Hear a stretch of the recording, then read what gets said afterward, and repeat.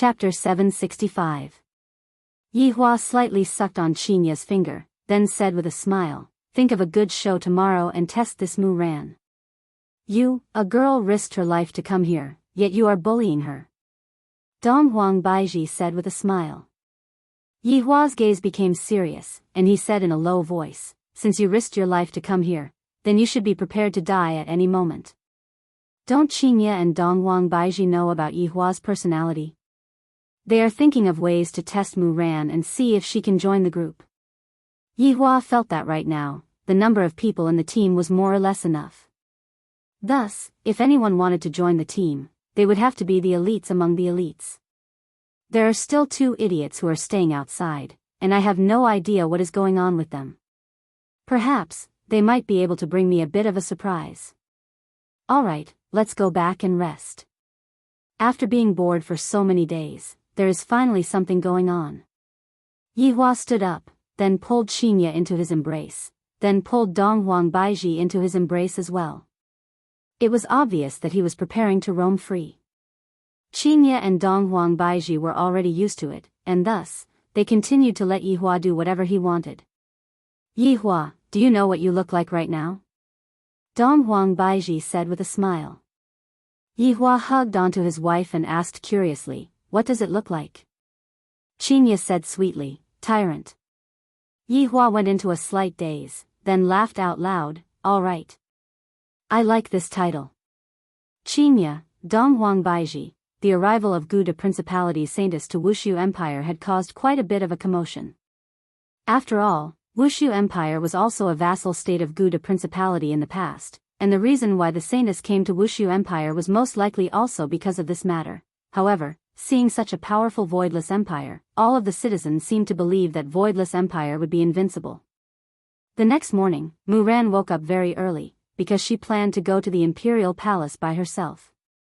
After all, this was a very dangerous matter. However, just as she arrived at the inn, Mu Ran saw the 3 of them. "Miss, where are you planning to go so early in the morning?" Tang Wei curiously asked with a smile. Looking at the 3 people in front of her, Mu Ran's eyes were a little red. She smiled and said, "Sister Tang." After Tang Wei heard that, she became a bit absent-minded. Soon after, she smiled and said, "Miss." However, Mu Ran didn't know how powerful this sister was. "If I acknowledge Tang Wei as my big sister, then Wei Chong will be my brother-in-law." What is Wei Chong? One of the 7 deadly sins, a direct subordinate of an honorable supreme. That was truly a position that was beneath only one and above all others. Thus, Mu Ran's unintentional actions seemed to be a direct ticket to the team. But that might not be the case. Because my current identity is all fake, everyone was lying to Mu Ran. Mu Ran looked at Song Kong Hong again and sighed softly. The 4 of them arrived at the palace gate again. This time, before Mu Ran could say anything, the gates of the imperial palace had already opened. It's just that today, its soul separation, it was another beautiful woman. This caused Mu Ran to be a bit confused. There are so many beautiful women in the imperial palace. If she isn't the emperor's, then who could she be? Just how beautiful is the empress? Mu Ran is truly too curious. Please follow me. Li Hun said lightly. He also saw the legendary Mu Ran, and he gave off a feeling of closeness. "Thank you," Mu Ran said softly. Last night, Zi Shan had also rushed out to take a look at Mu Ran. Everyone was very curious about what kind of girl Mu Ran was. Walking into the imperial palace, Mu Ran felt a sense of oppression. And as she walked deeper into the imperial palace, the sense of oppression became even stronger. Breathing became difficult, and even walking became difficult. Ordinary people wouldn't be able to feel it, but as a heaven's laws doer, Mu Ran was able to feel the terrifying aura. Just who is the emperor of this place? Walking up the stairs, Mu Ran seemed to be having a hard time, and sweat could be seen flowing down from her forehead. Li Han, who was walking at the front, seemed to be very relaxed, and this made Mu Ran feel that it was inconceivable. Just how strong is this girl? I, a heaven's laws doer, am having such a hard time, and yet, she is actually able to walk so easily. Tang Wei and Wei Chang were ordinary people, so there was no problem with their performance. However, Tsang Konghong was about to show off her acting skills. Learning from Mu Ran's way of walking, it felt very weird. Furthermore, the stairs were not just ordinarily tall. If not, how could the height of the entire imperial palace be displayed? After quite a while, Mu Ran finally stepped onto the top of the stairs and let out a breath. I'm a bit tired, it feels as if I just went through a battle. Li Hun walked into the palace gate and shouted out respectfully, "My emperor. Gouda Principality's holy maiden has arrived. Let her in." Mu Ran heard a deep and steady voice coming out from the palace gate. Judging from the voice, it should be a man. In Mu Ran's heart, she thought that the emperor was an old man, and didn't expect that the emperor was a young man. "My emperor invites you in." Li Hun looked at Mu Ran and shouted out faintly. Mu Ran nodded her head respectfully, then slightly lowered her head and walked into the palace gate. Tang Wei and the others followed closely behind Mu Ran. Just after walking into the palace gate, Mu Ran felt that the panic in her heart was magnified infinitely, and her body couldn't help but tremble. Looking at the stone bricks beneath her feet, she felt that it was very weird. Mu Ran, who was walking forward with her head lowered, did not look at the two sides, and also did not look at Yi Hua, who was sitting on the throne. "Gouda Principality's holy maiden greets your majesty, long live your majesty." Mu Ran shouted out respectfully. However, Mu Ran only bowed down, while Tang Wei and the others who were behind her were all kneeling down. Audacious! Why are you still not paying your respects to our emperor? Lai Gu shouted out according to the script. The current situation was very interesting. The Supreme Overlord brought along a group of subordinates and lied to a little girl. However, this smart little girl didn't know that everyone was just acting. Hearing Lai Gu's words, Mu Ran suddenly calmed down. "Paying my respects to the emperor is the etiquette of a subject. I am the Gouda Principality's holy maiden, and the person I pay my respects to is only the Gouda Principality's king." Impudent! Luo Ho shouted out coldly and immediately released a wave of pressure. Mu Ran immediately felt that the pressure on her back was very heavy, and her legs were unconsciously pressed down onto the ground. However, Mu Ran still had her dignity, and as a weak heaven's law doer, she risked her life to resist against the pressure. Yi Hua sat on the throne and watched quietly. Looking at the current performance, I barely passed the test. The empress who was sitting on the two sides. Qingye and Dong Huang Baiji's expression didn't change. This is not the time to speak, and there is no need to speak. However, towards the girl below, Qingye and Dong Huang Baiji were rather impressed. A weak little girl actually dares to barge into Wushu Empire, very formidable. The subordinates who were standing on the two sides couldn't help but nod their heads. Although the girl is a bit weak, her character is tough enough. Luo Ho immediately increased the pressure on Mu Ran, and Mu Ran's legs were no longer able to withstand the pressure. This pressure feels as if it is being released by my master, and my master is a powerful king. A clear and melodious voice resounded throughout the hall, and holy maiden Mu Ran finally knelt in front of Yi Hua. Mu Ran clenched her fists tightly. However, facing such a powerful person, there was nothing she could do. Chapter 766. All of the subordinates were slightly startled. As expected of a girl with character, to actually dare to rebuke his honor, her guts are not ordinary. What? Do you have a problem with me?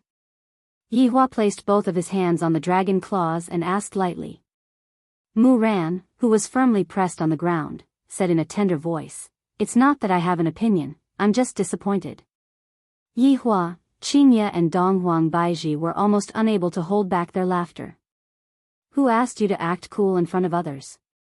Look at what happened now, you are now unable to get out of this embarrassing situation. The group of subordinates remained silent. This seemed to have deviated from the script. They didn't expect Mu Ran to actually dare to say it. Raise your head. Yi Hua waved his hand and had Luo Ho release the pressure that he was exerting on Mu Ran. Mu Ran, who was kneeling on the ground, felt her whole body relax, but she still maintained her posture, as if she was very stubborn. This emperor wants you to raise your head. Didn't you hear me? Yihua said gravely.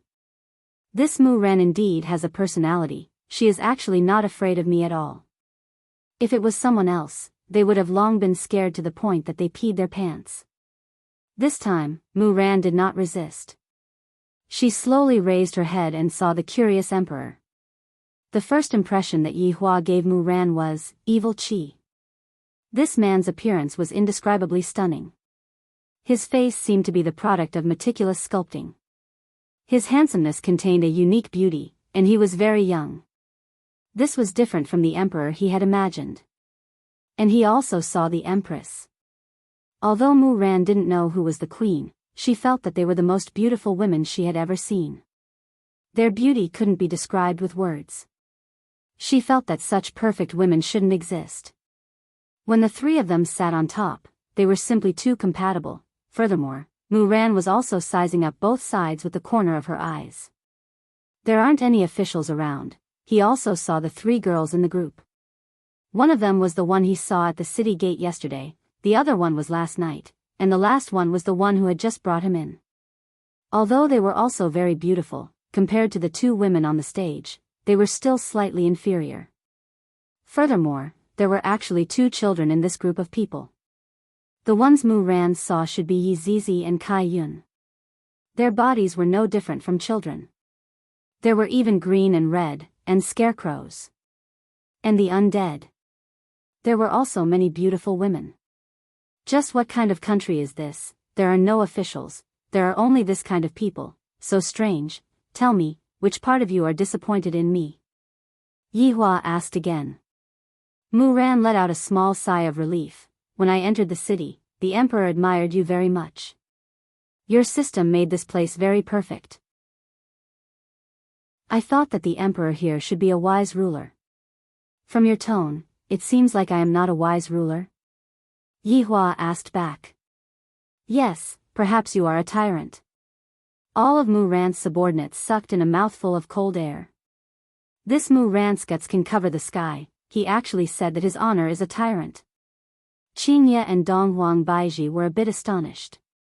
Just yesterday night, I said that Yihua is a tyrant, and I didn't expect that this Mu Ran would be able to see through Yihua's true nature with just a single look. At this moment, Yihua laughed.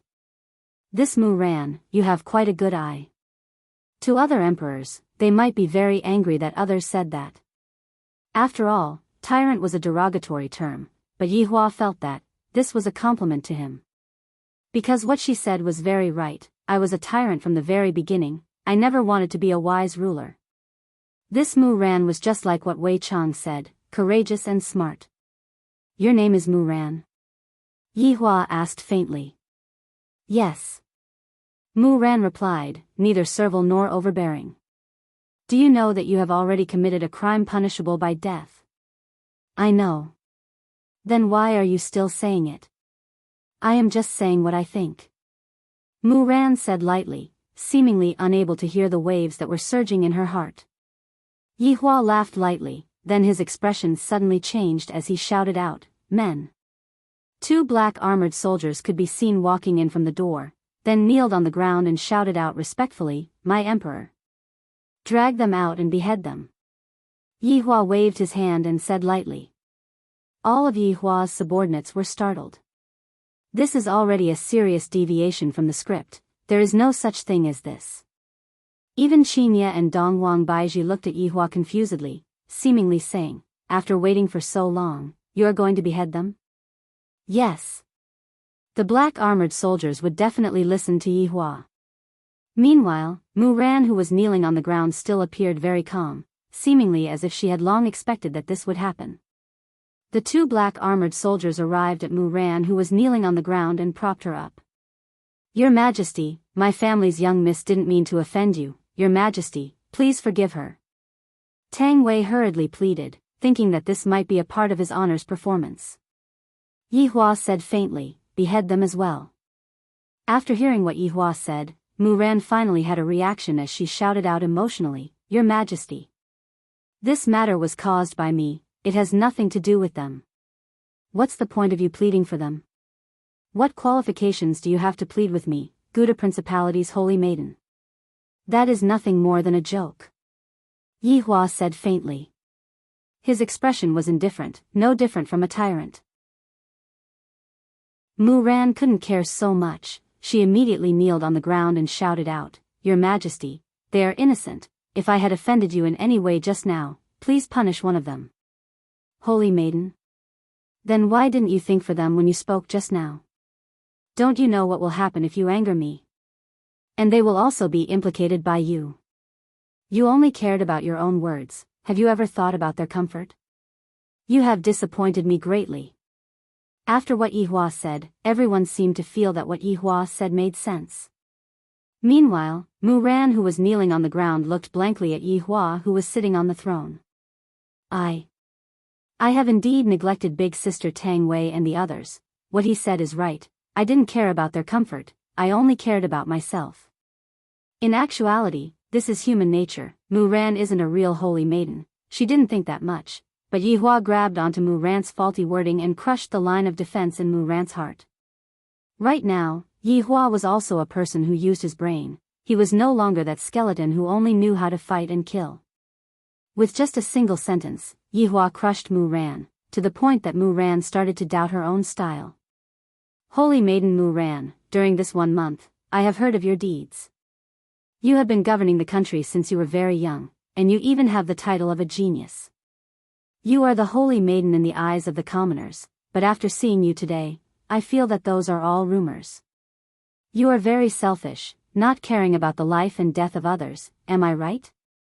Mu Ran had a blank look on her face. She was completely unable to refute Yihua. Right now, she didn't even dare to look at big sister Tang Wei and the others. Death is a kind of release for you. Yihua waved his hand, and the 2 black armored warriors lifted Mu Ran up again. In an instant. Chapter 767. Mu Ran, who was at a loss once again, looked towards Tsang Konghong. It seems that every time I am in a life or death situation, Tsang Konghong would always protect me without any hesitation. Even if I did something wrong just now, Tsang Konghong would still do so. Mississippi, right at this moment, Tang Wei also came over and held on to Mu Ran.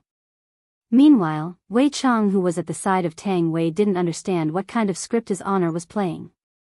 A sadomasochism script, a damsel in distress script, or a life and death script. Mu Ran absent-mindedly looked at Tang Wei, and suddenly felt very wronged. Just now, I didn't mean it that way. I'm sorry, Sister Tang. Mu Ran, who had always been strong, was actually feeling wronged to the point of crying. Mu Ran was crying because she was wronged by Yihua. Of course, there was also their understanding. At this kind of moment, Yihua didn't blame Mu Ran and was still protecting Mu Ran. Especially Blue Sky Red, Miss, don't you think we don't know your personality? It's hard for people to not make mistakes. Tang Wei carefully guided. Mu Ran's life had always been smooth sailing, and she rarely experienced any setbacks. Even in the Gouda Duchy, the king did not dare to rashly punish her because she had the huge Tianliang sect behind her. Mu Ran had neglected one point. This was not the Duchy of Gouda. The person sitting on the throne was not her own king, but a tyrant. If he wanted to kill someone, it would not be because he had a powerful backer. Even if the heavens were to back him up, this emperor would kill him without a second word. Tsang Konghong had no choice but to carry out his honor's secret mission, which was to protect Mu Ran. This Mu Ran was about to be chopped. Could it be that he still wouldn't step forward? In fact, Tsang Konghong was also wondering if he should continue with the secret mission. When Mu Ran was lifted for the second time, Tsang Konghong decided to continue with the mission. Lai Gu, who was standing at the side, seemed to have understood his honor's intention. It wasn't just Lai Gu who understood his honor's intention, everyone else more or less understood it as well. Is his honor directing a plan to injure himself to gain the confidence of others? Yihua did not think too much about it, he just wanted to give Mu Ran a blow, that's all. This person's life mustn't be too smooth sailing. Only after experiencing setbacks would one know of one's own inadequacies. I, the Supreme Overlord, had also experienced setbacks before I woke up.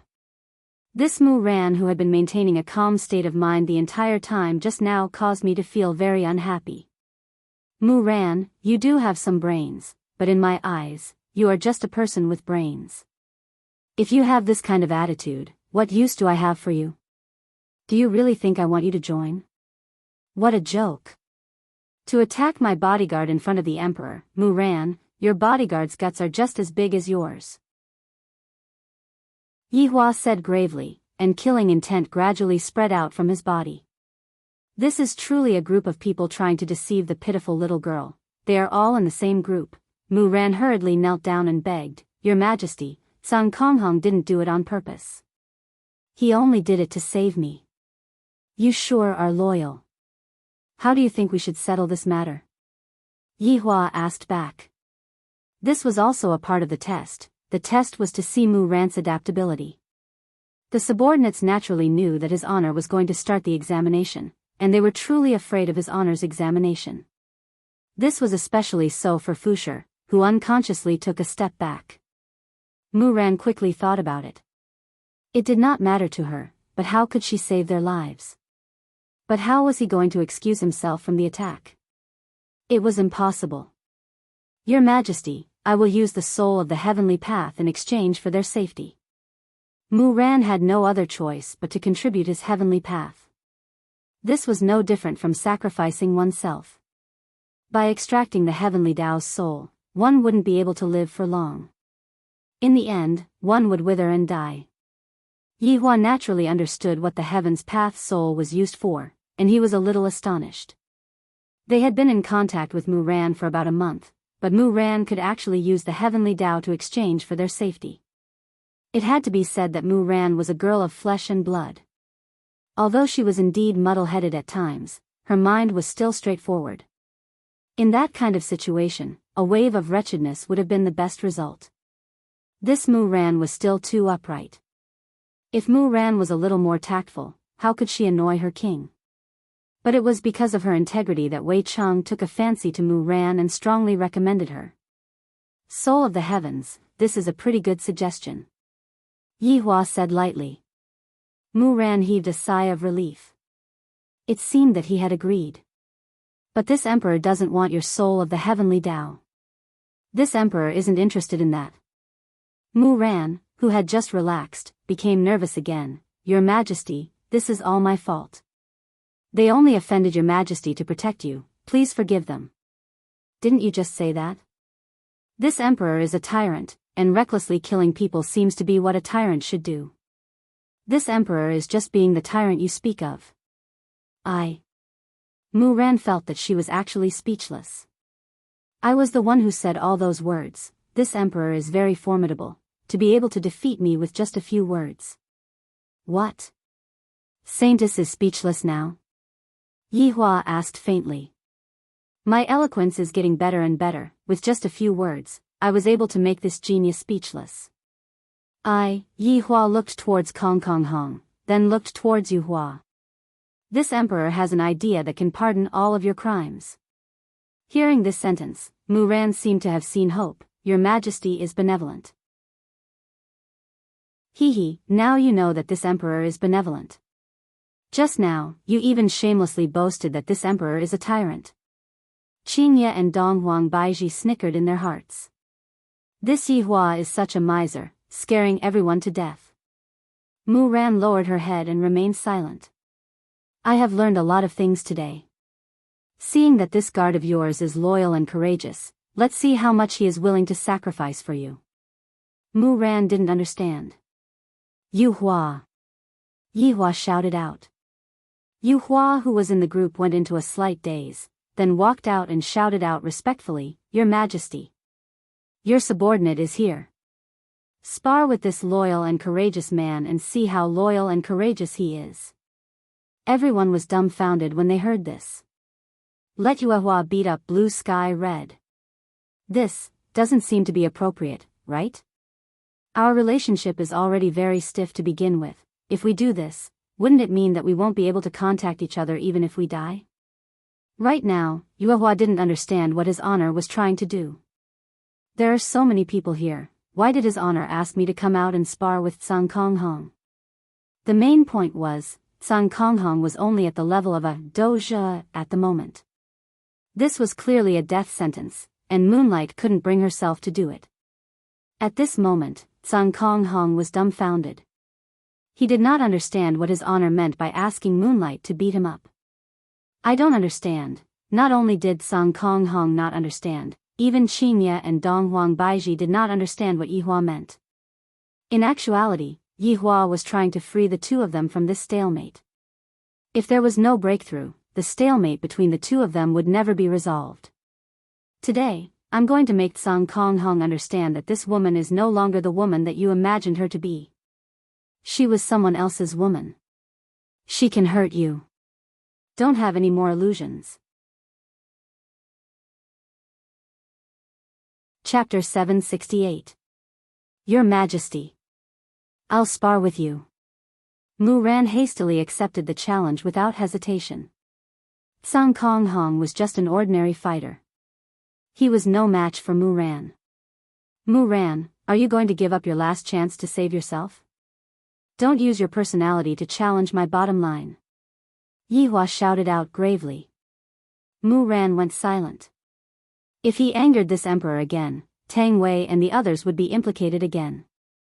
Everyone, move aside. Yihua shouted out faintly. His subordinates retreated to the side, leaving an empty space in the middle. Tang Wei helped Mu Ran to stand up and stood at the side. Mu Ran stared at that tall figure as her beautiful eyes were filled with worry.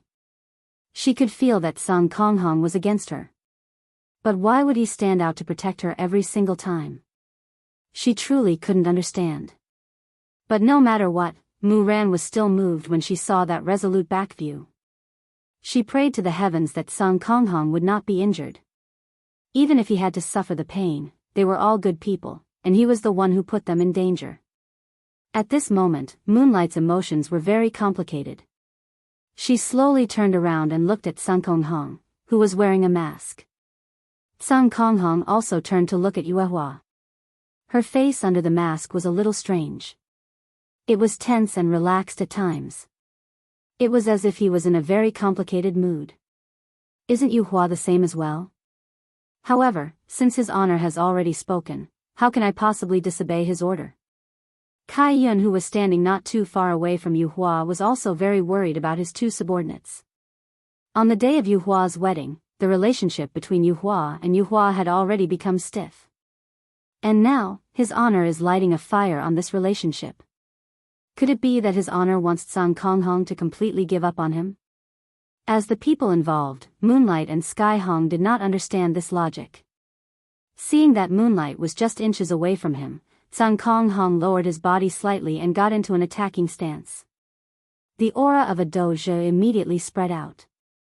When Moonlight saw Firmament Hong's action, her beautiful eyes narrowed slightly. Sky Red took the initiative to attack. This 10,000-year relationship was finally going to come to an end today. The aura of a doja instantly spread throughout the palace. Sky Red simply punched Yuhua's face. Yuehua stood still and waited patiently. Mu Ran clenched her fists tightly. Boom! The punch slammed heavily into Yuhua's face, and a dull thud rang out.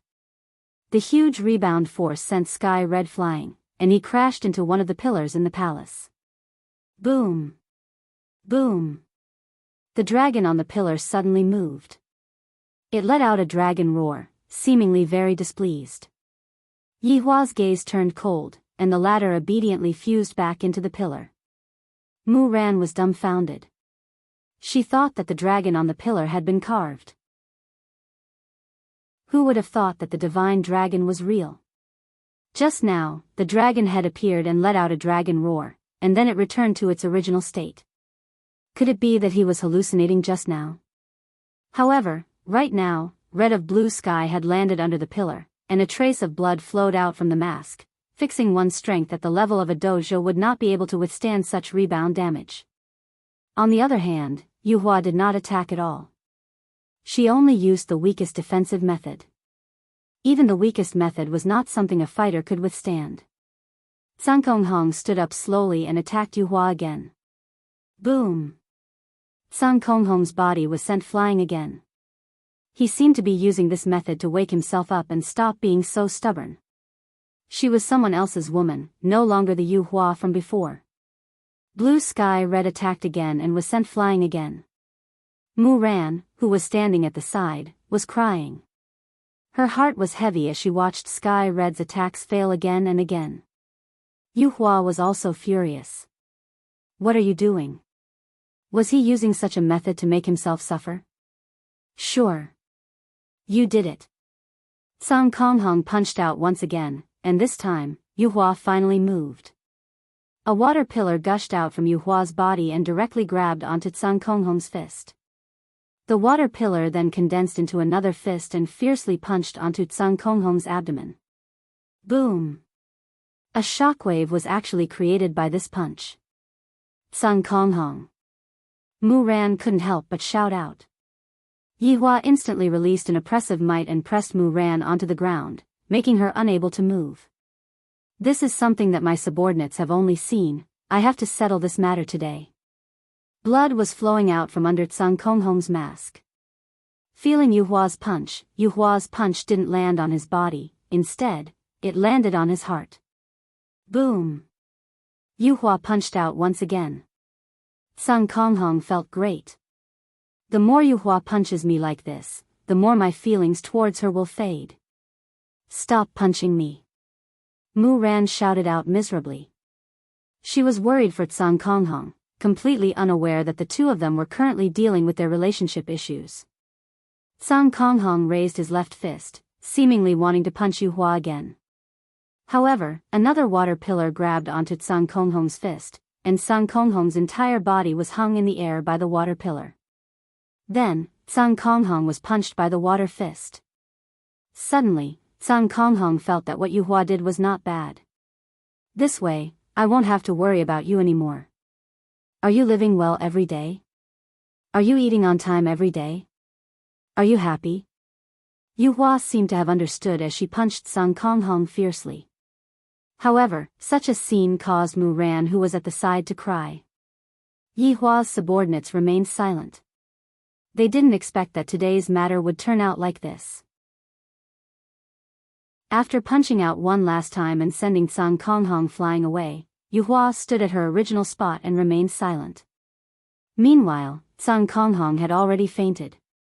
Yu Hua's control was very good, so Sang Konghong's life wasn't in danger. However, Sang Konghong, who was under the mask, had a smile on her face. Yi Hua released Mu Ran's oppressive might, and Mu Ran hurriedly ran over to check on Sang Konghong's injuries. Mu Ran felt that Sang Konghong's injuries were very serious. This woman is so ruthless, she is actually abusing the weak. Yi Hua let out a breath. His mood didn't seem to be too good. Today's matter shall end here. Holy Maiden is not allowed to take even half a step out of the palace. After finished speaking, Yi Hua turned around and left. We respectfully send off our emperor. Yi Hua's subordinates shouted out respectfully. Everyone took a look at Mu Ran and Sang Konghong, then silently turned around and left. Only Li Hun remained at the scene and arranged a place for Sang Konghong to stay. Follow me. Li Hun said faintly. The petite Mu Ran carried Sang Konghong on her back once again, and her beautiful eyes were still red. When Li Hun saw that Mu Ran actually cared so much for Sang Konghong, he was a bit surprised. It's a pity that a man who is in the midst of falling out of love is completely unable to understand the care and concern of other women. However, after this incident, Sang Konghong should have already given up on Yu Hua. The palace was very big. Li Hun arranged the most ordinary palace for Mu Ran and the others to stay in. After giving a few instructions, Li Hun left. Meanwhile, Mu Ran took out all of the medicine that she had and gave Sang Konghong's treatment. When Tang Wei and Wei Chang, who were standing at the side, saw how anxious Mu Ran was for Sang Konghong, they felt slightly at ease. As for whether or not Sang Konghong would have such good fortune, they didn't know. There are a lot of women in this world, but one must definitely find a woman who loves one. And must definitely not find a woman who loves one but doesn't love one back. Chapter 769. Seems like Song Konghong has some luck with women. After getting beaten up by Yu Hua, he has Mu Ran taking care of him. What a lucky bastard. But many things can happen in a dozen days. For example, in Gouda Principality, King Feng Yongzhang was receiving 2 people from Tianliang sect. They were Mu Ran's senior brother and senior sister. Junior sister Mu Ran had only left the sect for a month, but 1.5 months had passed and she was nowhere to be seen, so she had no choice but to come down the mountain to look for her. After all, junior sister was a Heaven Dao expert now, and the sect took good care of her. The 2 of them stood in the study room casually. Other than Feng Yongzhang, Ding Wenba was beside them. Young Master Tai, Miss Yun, please take a seat.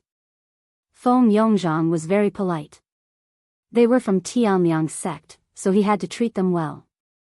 After all, Tianliang's sect wasn't to be trifled with. And he knew why they came today. Tai Hongguang and Yun Ting looked indifferent, as if they didn't care about the king at all. Feng Yongzhang was angry, but he couldn't do anything about it. Where is my junior sister? Yun Ting asked coldly. Ding Wenba smiled. Miss Yun, you are talking about Mu Ran, right? Did I ask you? Yun Ting turned to look at Ding Wenba. The latter instantly lowered his head and cursed in his heart. A dog that relies on its master's power. Miss Yun, Mu Ran isn't in Gouda Principality now. Feng Yongzhang smiled. Tai Hongguang said solemnly, Feng Yongzhang, what is Mu Ran's status now? You should know. If you hide her or have other thoughts, you should know the consequences. Why would I? I won't have other thoughts. Feng Yongzhang quickly said, but in his heart, he wished he could cut these 2 into pieces. Every time he saw these people from Tianliang sect, he wished he could flatten them. I don't want to speak any more nonsense. Where is Mu Ran? We are going to take her away. Tai Hongguang shouted coldly. It seemed that this man and woman weren't to be trifled with. Feng Yongzhang sighed deeply. Truth be told, Mu Ran went to Wushu Empire. Wushu Empire? Yun Ting was puzzled. Why hadn't he heard of such a country before? Yes, this empire used to be called Ling Tai Country. It was occupied recently and called itself an empire. They didn't care about Tianliang's sect at all. After all, they didn't report to Tianliang's sect when they founded the empire.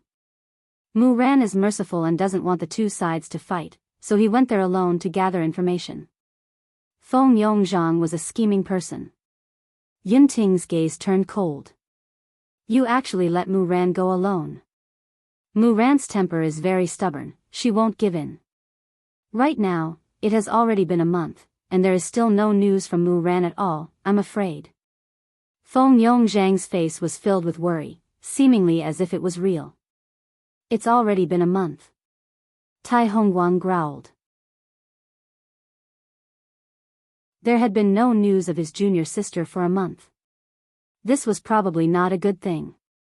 After all, junior sister was now a heavenly law doja. Feng Yongzhang nodded and said in a deep voice, I watched Mu Ran grow up. I won't let this matter rest. I've been making arrangements for sending troops these few days. Tai Hongguang and Yun Ting took a look at each other. Right now, finding junior sister is more important. What is there to be afraid of for a small empire? Without saying anything, the 2 walked out of the study room and flew into the sky. After seeing the 2 left, Feng Yongzhang snorted coldly. What kind of joke is this? Isn't this just relying on the Tianliang sect that is behind them? Your Majesty. Ding Wenba, who was at the side, called out in a low voice. Speak. It is time to pave the way for the 4th prince. Ding Wenba suggested. After hearing that, Feng Yongzhang paused for a moment, then said, Speak. Wushu Empire cannot be allowed to be destroyed by the Tianliang sect. Right now, the 4th prince needs to go on a war, and Wushu Empire is the best choice. What you said makes a bit of sense. Just now, I had also told them about the matter of sending troops out in front of them. From the looks of it, it is time for us to pave the way for Yun. Your Majesty is wise. After all, Mu Ran had the identity of a saintess in Guda Principality, and furthermore, she was also a heavenly law doja. Even if Guda Principality didn't come looking for Mu Ran, the Tianliang sect would definitely come looking for Mu Ran. It doesn't matter who comes looking for Mu Ran, I will kill every single one of them. If a group of people comes, kill them all. Let the entire Northern Liang sect know that Wushu Empire is the most stable place for them to live in. Very quickly, Tai Hongguang and Yinting found the location of Wushu Empire. Senior brother, should we go back and report this? Yinting asked faintly. Tai Hongguang appeared to be very relaxed. There is no need to report a small empire. As long as Mu Ran is still alive, we will naturally be able to snatch it back. If something happens to Mu Ran, then this Wushu Empire will have to be prepared to suffer the wrath of the Tianliang sect. Yinting replied lightly. The two of them quickly flew towards Wushu Empire. The two of them had the strength of a rank 9 dosher, and they could basically walk unhindered in these empires. In less than an hour, the two of them saw the outline of Wushu Empire, and they couldn't help but be startled. Senior brother, is this Wushu Empire? Yinting rubbed his eyes and asked in disbelief. Tai Hongguang was a little absent-minded as well. This was the first time that he had seen such a magnificent empire. This kind of layout feels even more luxurious and imposing than my Tianliang sect. This has indeed broadened my horizons. Tai Hongguang muttered softly. Such a city was indeed something that people yearned for. Even if the Tianliang sect were to move here, it would definitely not be bad. Yinting suggested softly, Senior brother, I feel that this Wushu Empire is not ordinary. It is best that we return and report to Master and see what decision Master makes. Hearing Yinting's words, Tai Hongguang seemed to have lost a lot of face. It was as if he was frightened by the other party's imposing manner and wanted to return to find reinforcements. Therefore, Tai Hongguang wasn't afraid at all. What is there to be afraid of? They are just paper tigers. Junior sister might have been captured. Yinting paused for a moment and took a deep breath. Then let us find junior sister first. Junior sister is definitely locked up in the palace now. If we directly fly to the palace to snatch her back, we might not even need to snatch her back. When they hear us say our sect, they might be scared witless. Tai Hongguang seemed to be very confident. Actually, as long as they went to other empires, the other party's king would be scared stiff and wouldn't dare to say anything. This was the strength of the Tianliang sect. In the Northern Liang sect, they were the sky. Yinting also seemed to have been influenced by Tai Hongguang and felt that what his senior brother said was right. With such a powerful Tianliang sect backing them up, what was there to be afraid of? Therefore, the two of them directly flew towards the palace. But in Wushu Empire, flying was forbidden.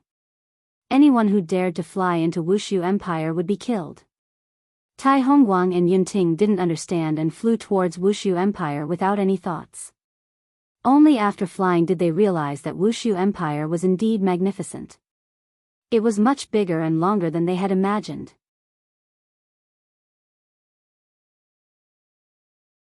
Chapter 770.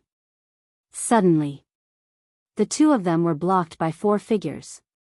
4 white-armored warriors stood in the void, looking at the two of them with killing intent. Tai Hongguang and Yinting were slightly surprised. This was the first time he had seen a country's guard have the ability to fly. This was an ability that only a dosher possessed. Could it be that all the guards in this country were at least dosher? That was impossible. Furthermore, there isn't any fluctuation of do qi on these 4 people. How is this possible, senior? Yinting murmured, clearly asking what they should do. Tai Hongguang felt ashamed. He was actually blocked by a small empire. Tai Hongguang's hand condensed, and a long sword appeared in his hand, giving off an unbreakable aura. Meanwhile, the commoners that were entering the city looked towards the sky in puzzlement. They were able to see the sky, but they were only able to see 6 little black dots. Was this an intruder? To think that the guards of the Voidless Empire could actually fly into the sky. That was way too frightening, wasn't it? He wondered if they would be a match for those 2 people. Tai Hongguang instantly erupted with a fierce dou qi, and the long sword in his hand immediately slashed towards the 4 white-armored warriors. White Cool Chop. Any disciple of the Cold Sky sect would know this move, and Tai Hongguang felt that this move was enough. Go to hell, you scum. The 4 white-armored warriors did not move at all, and the silver sword qi pierced through their waists. Seeing this scene, Tai Hongguang felt a little proud. Beside him, Yunting also admired his senior. With one strike, he had killed 4 dou shers from the other party. Senior brother is indeed powerful. Junior sister, look. It's just a so-so. Tai Hongguang said proudly. Senior brother, you're really amazing. Yunting gave him face and praised him. As expected, Tai Hongguang became even happier after hearing his junior sister's praise. However, the two of them realized that the 4 people opposite them were expressionless, as if they were not injured at all. Senior brother. Yunting had a bad premonition. Tai Hongguang also noticed the abnormality, because none of them was bleeding. How was this possible? His sword qi had pierced through their abdomens. There was actually no blood. Were they not human? White-armored warriors, they are all filled with snow water. Do you think that they have blood or not? An inconceivable scene occurred. The abdomen that had been cut off had actually merged back together. Tai Hongguang's eyes were filled with shock, while Yunting, who was beside him, immediately condensed a long sword. One of the white-armored warriors said coldly, barging into Wushu Empire. Die. Just as the word die was uttered, Yunting saw the person disappear. A section of her hair slowly fell off, as if it had been cut off by a sharp blade. Yunting slowly turned his head to look at his senior brother beside him. He saw his senior brother standing there in a daze, the long sword in his hand falling to the ground. His hands were covering his neck, and blood was seeping out from the gaps between his fingers. I am God. Yunting looked at his senior brother blankly, and before he could even finish speaking, his head slid off, and his entire body also fell onto the ground. Yunting could not help but shiver. He gripped the long sword in his hand tightly as he looked at the 4 white-armored warriors in front of him. They were definitely not dou shers. Senior is a 9th grade dou sher. It could instantly kill a 9th tier dou sher. Their strength was definitely above that of a dou sher. How was this possible? The guards at the city gate were actually dou sher. This was simply unprecedented. Junior sister actually went to such a place alone. She must have a slim chance of survival. And me. Even my senior brother was stronger than me, and he died. Seems like it will be hard for me to escape death as well. No. I cannot die, I have to report what happened here to the sect. Yunting could be seen waving her sword, then without any hesitation, she turned around and ran. Her speed was so fast that it seemed as if her house was on fire. The 4 guards watched as Yunting ran away. One of them moved slightly, then shrunk back, as if he had received some kind of order. Soon after, he disappeared from the sky, dealt with the corpses on the ground, then continued to stand guard. Trespassing into Wushu Empire. Die. As for letting Yunting go, it was to let her go back and secretly report. Waiting for Tianliang's sex revenge. Yihua had already received Yuhua's report. I didn't expect that Tianliang's sect would come looking for me first. Regarding Yuhua letting one of the guards go, Yihua praised her, which made me very happy. Yihua had a feeling that there was going to be a good show to watch soon. As long as Mu Ran stayed here, they would find all kinds of excuses to attack Wushu Empire. After all, Wushu Empire was too luxurious, and many people wanted to take it for themselves. This was the human heart, it could never be satisfied. Right now, Mu Ran was taking care of Tsang Konghong. This time, Tsang Konghong was indeed beaten up quite badly by Yuhua, to the point that he couldn't even take care of himself anymore. Mu Ran didn't dislike Tsang Konghong at all. Although she was a little embarrassed at the start, Tsang Konghong had saved her time and time again, so no matter what, I have to treat him well. After going through Yuhua's abuse, the weight in his heart had lessened by a lot, and he didn't miss Yuhua as much as before. However, a new problem came. This little girl. She actually saw me naked. And even wiped my body. My body, I have completely lost all my face. Open your mouth, eat. Mu Ran slightly wrinkled her brows, and her tone was filled with anger. Because this Tsang Konghong was very stubborn. I fed him food, but he didn't eat, as if he was throwing a tantrum at me. Tsang Konghong was speechless. When did I need you to take care of me? Can't a grown man like me eat? Open your mouth. Did you hear me? Mu Ran was a bit angry. I have already taken care of you so much, yet I don't even know why you are throwing a tantrum. It's fine if you are throwing a tantrum, but why did you have to save me? This is a contradiction. Tsang Konghong secretly took a look at Mu Ran, and discovered that this girl's eyes were a bit red. Soon after, Tsang Konghong retracted his gaze and remained silent. After quite a while, Mu Ran stabilized her state of mind, then said lightly, "If you don't treat me well, I won't feel guilty towards you." Tsang Konghong was saying in his heart, "I am merely following orders to protect you, that wasn't my original intention. Even if you are angry, you should eat your fill first before you get angry." Mu Ran said lightly, then brought the food to Tsang Konghong's mouth once again. At this moment, Wei Chang walked into the room and coughed lightly. Wei Chang then sent a voice transmission to Tsang Konghong and threatened him, "His honor wants you to obediently eat your fill." After hearing that, Tsang Konghong opened his mouth, and ate the food. That's right, every part of Tsang Konghong's body was big, but his facial features were small. Mu Ran let out a breath of relief and looked at Wei Chang gratefully, then began feeding Tsang Konghong mouthful by mouthful. Looking at this scene, Wei Chang revealed a smile. In actuality, Mu Ran is a good girl, she knows how to take care of people.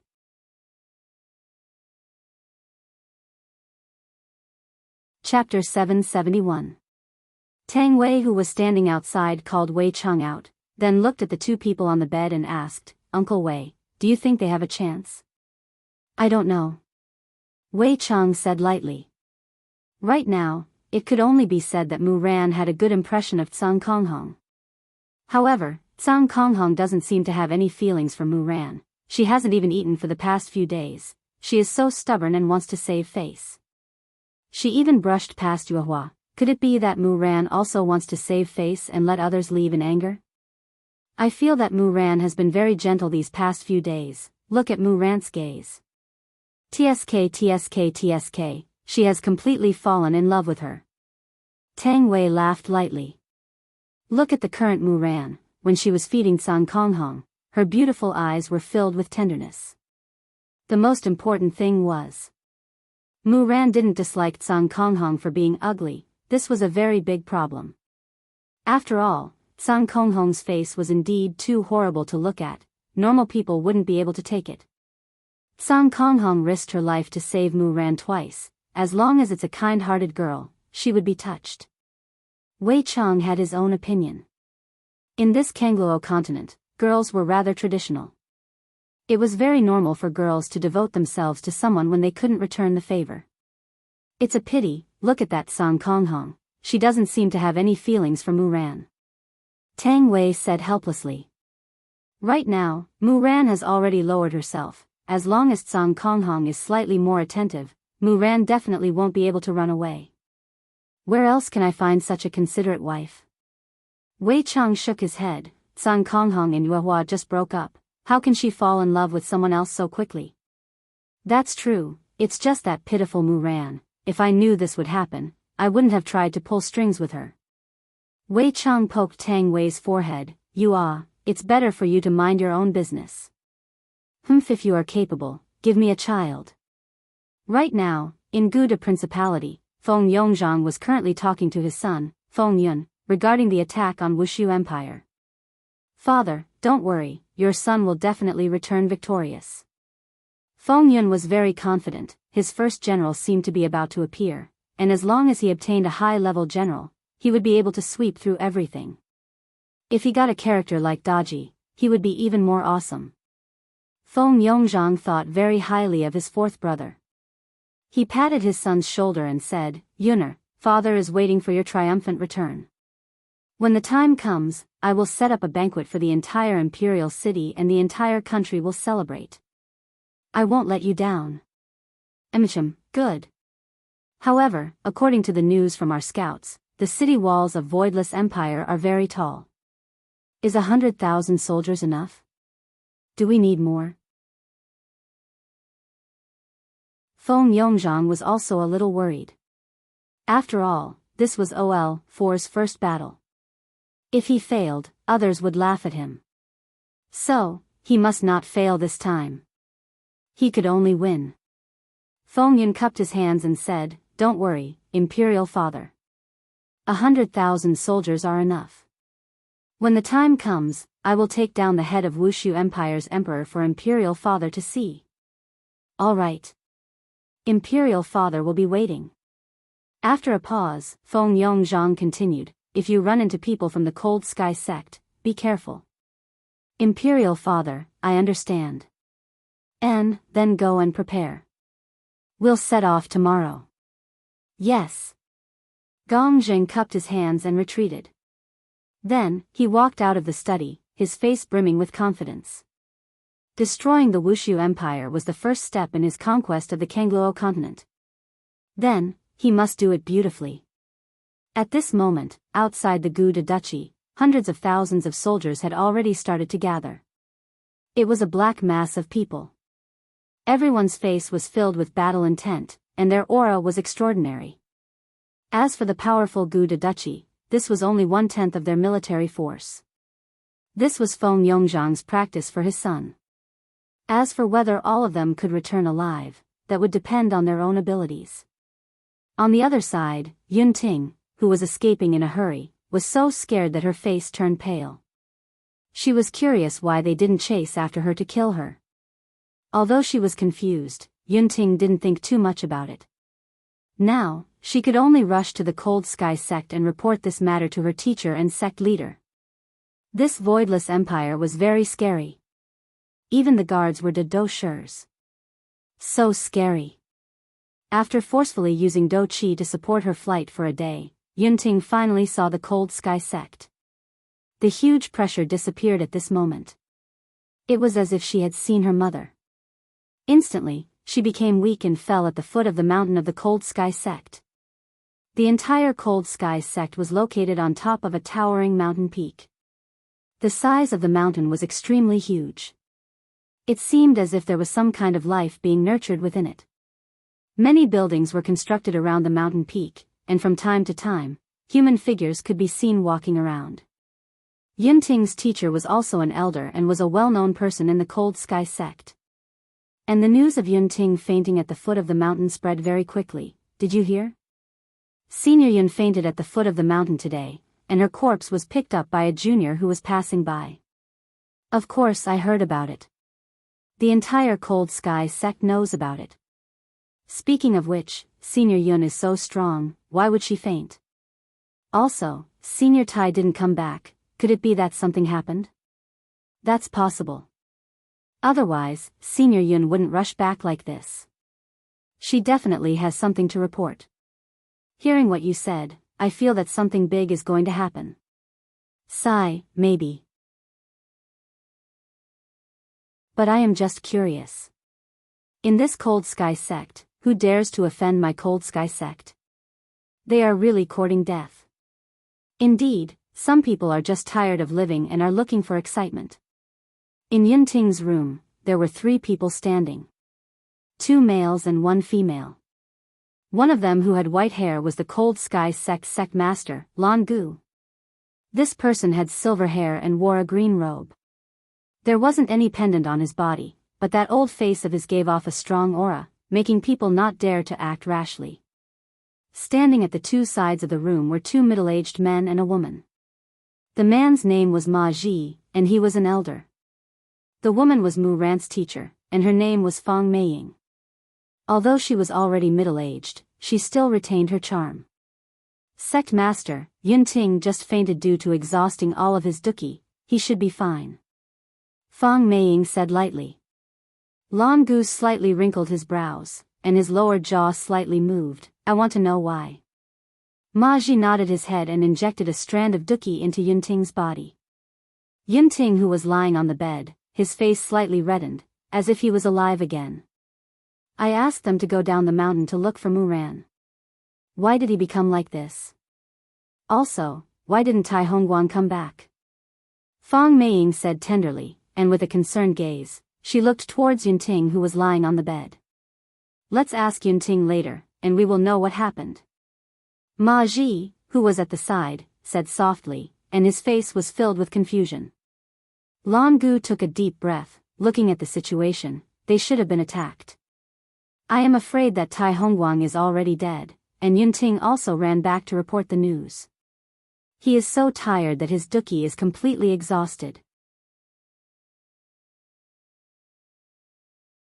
Chapter 772.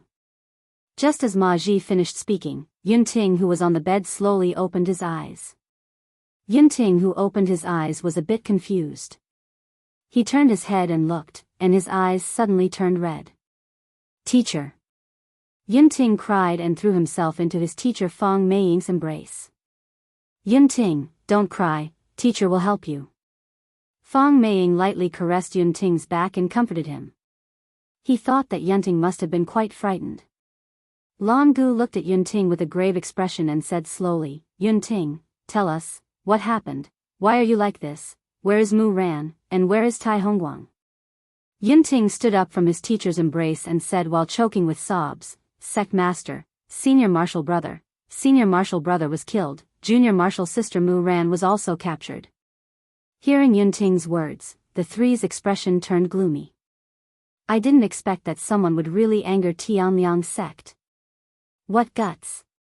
Not only did they kill Tai Hongguang, they even kidnapped someone from the Heaven's Law. Who is it? Who dares to do this? Ma Ji questioned angrily. For so many years, Tianliang's sect had always been the symbol of authority. I didn't expect that someone would dare to trample on this authority. Do they want to die? It's a place called Wushu Empire. Thinking of those 4 white-armored warriors, Yunting trembled slightly. That kind of fear was spreading in his heart, and it would accompany him for his entire life. Wushu Empire? Lan Gu was puzzled. I don't recall hearing about this place in northern Liang.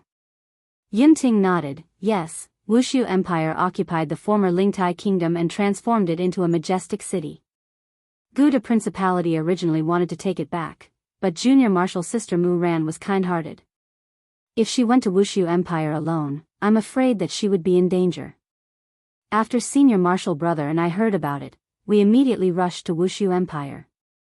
We were indeed shocked by Wushu Empire, but when we entered, we met 4 guards. Fang Meiying asked confusedly, 4 guards? What kind of guards? They were the guards at the city gate. They were wearing white armor. Yunting recalled the scene, and his eyes revealed fear. Ma Ji asked, you guys can fly? That's impossible. How can an empire's guard be able to fly? Ma Ji exclaimed with a face full of disbelief. Lan Gu, who was at the side, was also slightly surprised and listened quietly. Yunting hurriedly said, Elder Ma, Yunting did not lie to you. At that time, Senior and I were also curious. After all, flying is something that only a dosher can possess. Senior was not afraid, so we attacked them. At this point, Yunting's lips twitched like a shocked rabbit. And then? Lan Gu asked in a low voice. Then, their abdomen was injured by Senior Brother's sword chi, but the injury healed. Yunting said while trembling with fear, and his voice was trembling a bit. This sentence shocked the 3 of them. This was the first time they had heard of such a healing method. It was illogical. Yunting continued, one of them was very fast. I didn't even feel anything before he beheaded my Senior Brother. Instant kill. The other party had actually instantly killed a 9th-tier dosher. How was this possible? Even Lan Gu's expression changed. A city gate guard of an empire was able to instantly kill a 9th-tier dosher. Impossible. Then how did you escape? Ma Ji asked curiously. Yunting cried and said, I also don't know. At that time, I knew that I wasn't their match, so I turned around and escaped. They didn't chase after me. Fong Meiying let out a breath and said softly, all right, rest for a while. Leave the rest to us. Teacher, that place is very evil. Yunting grabbed onto Fong Meiying's hand and said softly. Fong Meiying nodded her head and followed Lan Gu out of the room with Ma Ji. The three of them stood outside. Lan Gu stood with his hands behind his back and looked at the vast northern Liang land. What do you guys think? Lan Gu asked indifferently. Ma Ji cupped his hands and said, Sect leader, I feel that what Yunting said is true. But, those 4 guards might not be real guards. What do you mean? Lan Gu asked indifferently. I guess that those 4 guards are definitely experts in disguise and are bluffing. Ma Ji said in a deep voice. This kind of deduction was indeed possible. Sect leader, what Ma Ji said is not without reason. What the other party did is to make us fear them and be cautious. Fong Meiying said softly. Lan Gu let out a deep breath after hearing, our Tianliang sect is a big sect in northern Liang. Today, our disciples were killed. Heaven's disciple was even captured. If such news were to spread, where would our Tianliang sect's face be? Seems like our Tianliang sect has not displayed our strength for too long. Let the world forget about our Tianliang sect's prestige. Along with Lan Gu's words, a majestic aura spread out. Fong Meiying and Ma Ji shouted out respectfully, Sect leader, we are willing to fight. Let the enemy pay a painful price. Let the prestige of our Tianliang sect rise. All right. Tianliang sect has 1,000,000 disciples. I order the 2 of you to lead 100,000 disciples each and let the world see the consequences of provoking our Tianliang sect. Yes. Yes. Fong Meiying and Ma Ji both accepted the order and went to make various arrangements. Meanwhile, Lan Gu returned to the summit of the mountain and looked at the horizon with his brows slightly knitted. On the national highway of Guda Principality, 100,000 soldiers were already advancing towards Wushu Empire. At the very front of the army, Feng Yun sat on a white warhorse. The warhorse's body was wrapped in silver armor, and it looked quite imposing. Together with the silver armor on Feng Yun's body, it was done in one go, and his bearing was extraordinary. Behind Feng Yun were Xia Yu and Ding Wenba. Ding Wenba was here to assist Feng Yun. After all, he was worried, so he sent someone to follow him. Xia Yu was the former Lingtai Kingdom's royal family, and following him was just an excuse. After all, they needed a reason to attack openly. At this moment, Feng Yun looked at his summoning time, and it was already in the countdown. Thinking about it, he was really excited. Who knew what kind of general or beauty would appear? Just thinking about it made him a little excited. He hoped that a beauty would appear first. He wanted one that could fight and warm the bed. Arrange it. As he thought about it, Feng Yun couldn't help but sway with a rhythm. Behind him, Ding Wenba and Xia Yu were very happy and confident when they saw the 4th prince. Their hearts also calmed down a lot. They were just afraid that they would encounter an idiot, and that wouldn't be good. The further north they went, the more it started to snow.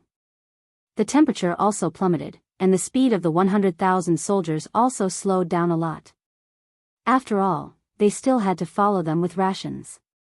Fortunately, Feng Yun had already prepared clothes to defend against the cold.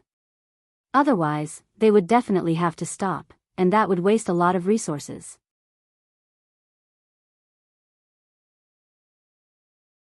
Chapter 773. He wished he could kill his way over right now, cut off everyone's heads, and hang them at the city gates as a demonstration. This was the result of provoking my Cold Sky sect. 2 groups of people were attacking Wushu Empire. Looking at their speed, the people from Guda Principality should be the first to arrive. After all, they were a lot earlier than Wushu Empire. However, Tianliang sect had battleships. 10 battleships were carrying 200,000 disciples, and they were heading towards Wusu Empire. This scale was much larger than the Duchy of Gouda.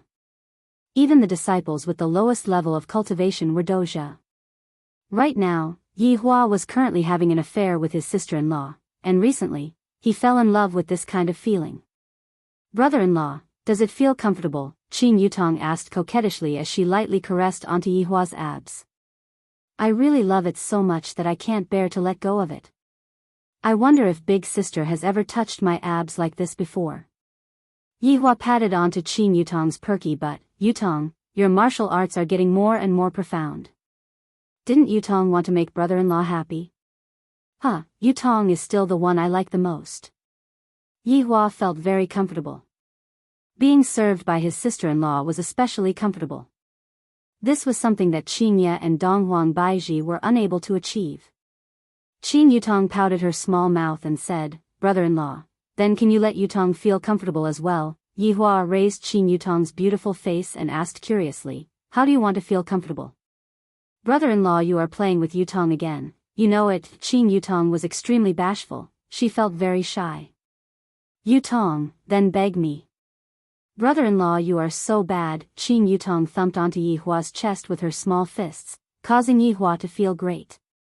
Qin Yutong is just this charming, this kind of temperament that cannot be found on Qingye and Donghuang Baiji.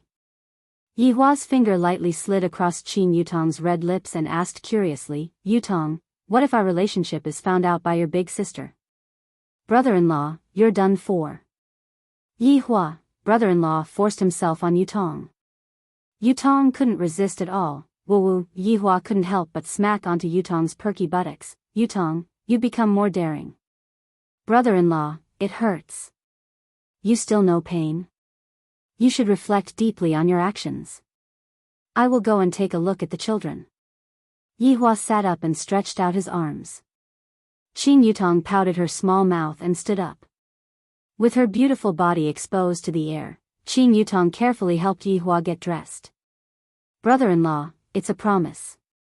Next time, you must make Yutong comfortable." Yi Hua pinched onto Qin Yutong's little face. "All right, I will let you feel comfortable next time." "Really?" Qin Yutong was originally joking, and she didn't expect that her brother-in-law would actually agree to it. "Hee, when have I ever lied to anyone?" Qin Yutong, brother-in-law, is acting cool again, lying to people every day. After arriving at the children's bedroom, Yi Hua saw that God Yi and Yi Lu were sparring with each other every day. The two little fellows were becoming more and more powerful, and it was said that they were currently researching new martial techniques by themselves and testing them non-stop. As for Ali and Yi Yan, they go out of the palace every day to play outside. They are really two extremes of character. However, Yi Hua didn't ask Ali and Yi Yan to be bitter. After all, they were still children, and it was still better for them to play around. In the future, they would naturally work hard to become stronger. "Dad! Dad!" When the two little fellows saw that their father had arrived, they both stopped. When there was no one around, they would call him father. When there was an outsider, they would call him father. Yi Hua nodded his head and stretched out both of his hands. God Yi stood at the same spot without moving, while Yi Lu threw herself into her father's embrace with a smile on her face, then lightly kissed onto her father's cheek. "Lu, what kind of martial technique did you and big brother come up with today?" Yi Hua hugged onto his daughter and sat in the pavilion at the side. Yi Lu laughed lightly. "Dad, big brother and I are still continuously pondering, and we should be able to come up with a powerful martial technique. The two of you have done well, father rarely has to worry about you." Yi Hua gave a verbal praise to the two of them. This caused God Yi, who was standing at the side, to reveal out a happy smile. "To be praised by my father, that is a kind of acknowledgement, which means that I and my sister didn't put in so much effort for nothing." After hearing that, Yi Lu was also very happy. She kissed her father again, then snuggled into her father's embrace. "After a period of time, the two of you will have a long-term mission," Yi Hua said faintly. This idea had always been lingering in his mind. On one hand, it was to train the two of them to be independent, and on the other hand, it was to let the two of them have their own space to think. However, right now, Yihua just didn't know what Qinya and Donghuang Baiji were thinking about. Because this was a long-term mission, it might be 10 years before he could see the children. To be honest, Yihua also didn't have the heart to do that. However, my child has already grown up, and an eagle should be set free. If the eagle were to always stay by my side, it wouldn't be able to accomplish anything great. Daddy, is this for real? God Ye's eyes sparkled with excitement as if he had been longing for this for a long time. Yihua nodded. Daddy, what's the mission? Yi Lu asked curiously. Daddy had finally given her a mission, which meant that she had grown up. Yihua said gravely, the duration of this mission is rather long, and the two of you will have to stay outside for a very long period of time. Perhaps, when we meet again, the two of you will already be as tall as me. Hearing their father's words, the two little fellows were stunned for a moment, and then the excitement in their eyes faded away. Yi Lu hugged his father tightly, seemingly reluctant to let him go. God Yi looked reluctant as well, walking to the side and hugging his father's arm. Looking at the reluctance of his son and daughter, Yihua let out a deep breath. You are all good children, but you will all have your own sky. As your father, I hope that you will be strong and independent. Understand? God Yi and Yi Lu took in a deep breath, then said in unison, Daddy, we understand, we accept Daddy's mission.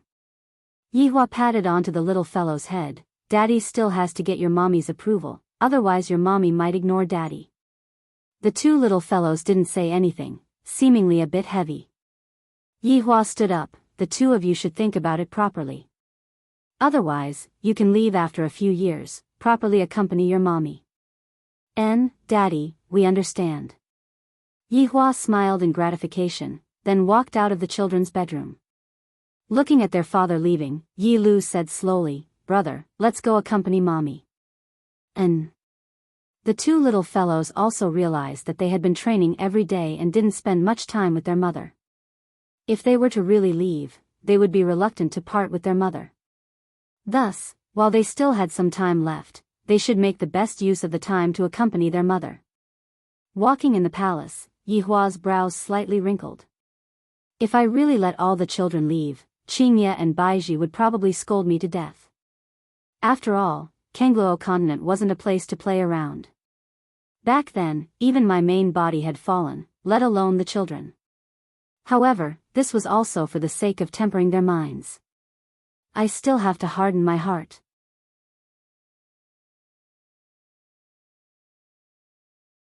Chapter 774. Long live His Majesty. The two black-armored soldiers at the door shouted respectfully. Yihua silently walked into the palace, and to his surprise, he discovered that Mu Ran was currently supporting Blue Sky Red as they walked. This surprised me a little. It seemed like Song Konghong had finally let go of Yihua. It was true that Song Konghong let go of Mu Ran, but he had no choice but to be served by Mu Ran. He couldn't hurt her, so he could only listen to her. Cough. Yihua coughed lightly. When Mu Ran saw the emperor at the door, she immediately knelt down and shouted, Long live the emperor. Get up. Thank you, your majesty. Yihua walked towards the garden at the side and sat on the pavilion in the middle. Mu Ran hurriedly poured a cup of tea for Yihua. Mu Ran had no way to deal with this temperamental emperor. After staying here for so many days, have you gotten used to living here? Yihua asked faintly while sipping a mouthful of tea. Mu Ran stood on one side, slightly bowed her head and said, I'm fine. Yihua looked towards Song Konghong who was behind Mu Ran and asked, You seem to treat this bodyguard of yours quite well. Have you taken a fancy to him? Mu Ran, this was the first time that an emperor had asked her such a question. Mu Ran was a little flustered and did not know what to say. Song Konghong who was behind Mu Ran was startled as well. Why did his honor ask Mu Ran this question? How could Mu Ran possibly like me?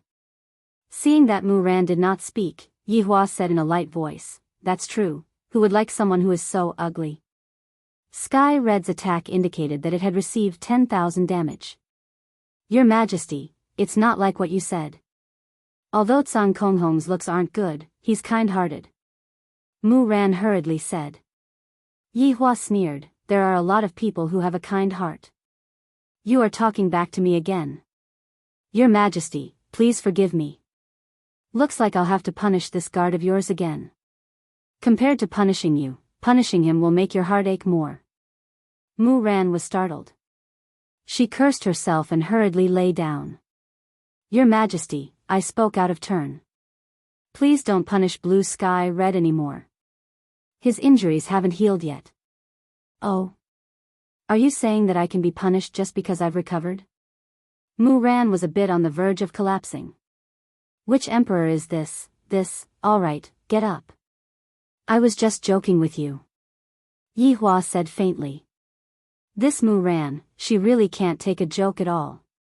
She has a serious look on her face. Mu Ran let out a sigh of relief, stood up slowly, and said respectfully, Thank you, Your Majesty. At least he knew how to talk. Your Duchy of Gouda has already sent troops here. Ah. Mu Ran cried out in surprise. We'll be able to reach it by tonight. Hundreds of thousands of people. Yi Hua said faintly, not taking it to heart in the slightest. In fact, he was even a little happy. It's finally here. I, the Supreme Overlord, have already waited for a very long time. Mu Ran knelt down again, Your Majesty. It must be because I've been here for too long that the king is like this. Your Majesty, don't be rash. Also, the Heavenly Cold sect has also sent 200,000 disciples over. They should arrive today. These words made Mu Ran's ears ring. The Cold Sky sect had also come, and it was 200,000. How was this possible? Your Majesty, please allow me to go out of the palace and negotiate with them, if not. Mu Ran said in panic. It would be good if this matter was explained clearly. There is basically no need for us to fight each other. Before Mu Ran could finish her words, Yi Hua interrupted her. What? Do you think I'm afraid of them? Your Majesty, it's not like that. This is all a misunderstanding. As long as I explain it to them, they won't attack this place. Yi Hua laughed lightly, childish. You think they're here for you? They are just looking for an excuse. That's right, I forgot to tell you, a few days ago, there were 2 reckless people who trespassed into Wushu Empire's airspace. One died, and the other ran away. They should be people from your Heavenly Cold sect. Mu Ran slowly raised her head and looked towards Yi Hua, and shock could be seen in her eyes. Your Majesty, why did you want to kill them? Mu Ran, why did you have to ask such a stupid question? My door is wide open and welcomes everyone, and yet, they trespassed into my airspace by flying. By letting one of them go, it should be considered as giving you face. Yi Hua said faintly. Letting one of them go is just so that she can go back and report to me, not because I'm giving you face. Mu Ran's beautiful face was at a loss. For 2 Heavenly Cold Sect's disciples to come and look for me, it is very likely that they are my senior brother and senior sister. This Wushu Empire is incomparably strange, the door is wide open, and you 2 can come in. Why did you 2 have to fly? Your Majesty, was the one who died a man or a woman? Mu Ran asked in a low voice. It's a man. No wonder Heavenly Cold sect would send out 200,000 disciples over. It must be for the sake of taking revenge. And they had already misunderstood that I was tied up here, and that's why they did this. All of this is because of me. Looking at Mu Ran's sad expression, Yi Hua asked curiously, My people killed Heavenly Cold sect's people, don't you want to take revenge now? I can't defeat you. Mu Ran said lightly. She was very clear of her current situation. If she were to take revenge, then everyone else would have to die. At least you have some self-awareness. There will be a huge battle tomorrow, do you have any thoughts on it? Yi Hua asked.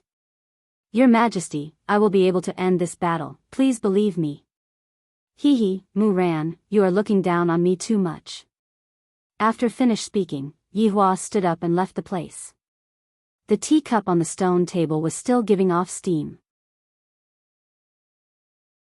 Mu Ran sat on the ground in a daze, and her gaze was lifeless. Heavenly Cold Sect and Gouda Principality both came over, and they brought along 300,000 people, and within this Wushu Empire, just how many guards are there? They have never even seen a regular army before, so how can they possibly be a match for 300,000 people? When the time comes, the ones who are going to suffer will still be the commoners. Tsang Konghong looked at the despondent Mu Ran and wrinkled his brows. He slightly bent his body, seemingly wanting to grab onto Mu Ran's tiny wrist and pull her up. However, he hesitated, and in the end, he still stood at the side and watched. His honor did not say that this battle will end, I still have to protect her. Yihua returned to his bedroom, and he was looking forward to their arrival. Just when he walked into the bedroom, he heard the joyful voices of his wife and child, and they seemed to be talking about something interesting. Walking in, Yihua saw that it was actually God Yi and Yi Lu who were accompanying his mother. Looking at the smile on Qinya and Donghuang Baiji's face, Yihua had not seen this smile for a very long time. He remembered that back then, when Yi Yen had just been born, Qinya had such a smile on her face. However, the second child gave birth to 2 ice cubes. They spent all day brandishing their weapons and rarely played around with their mother. On the other hand, Ali and Yi Yen knew how to please their parents.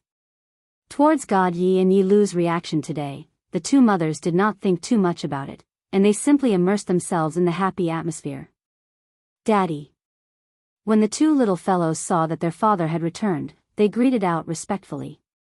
Qinya and Donghuang Baiji blinked their beautiful eyes towards Yihua, seemingly saying that they were especially clingy today.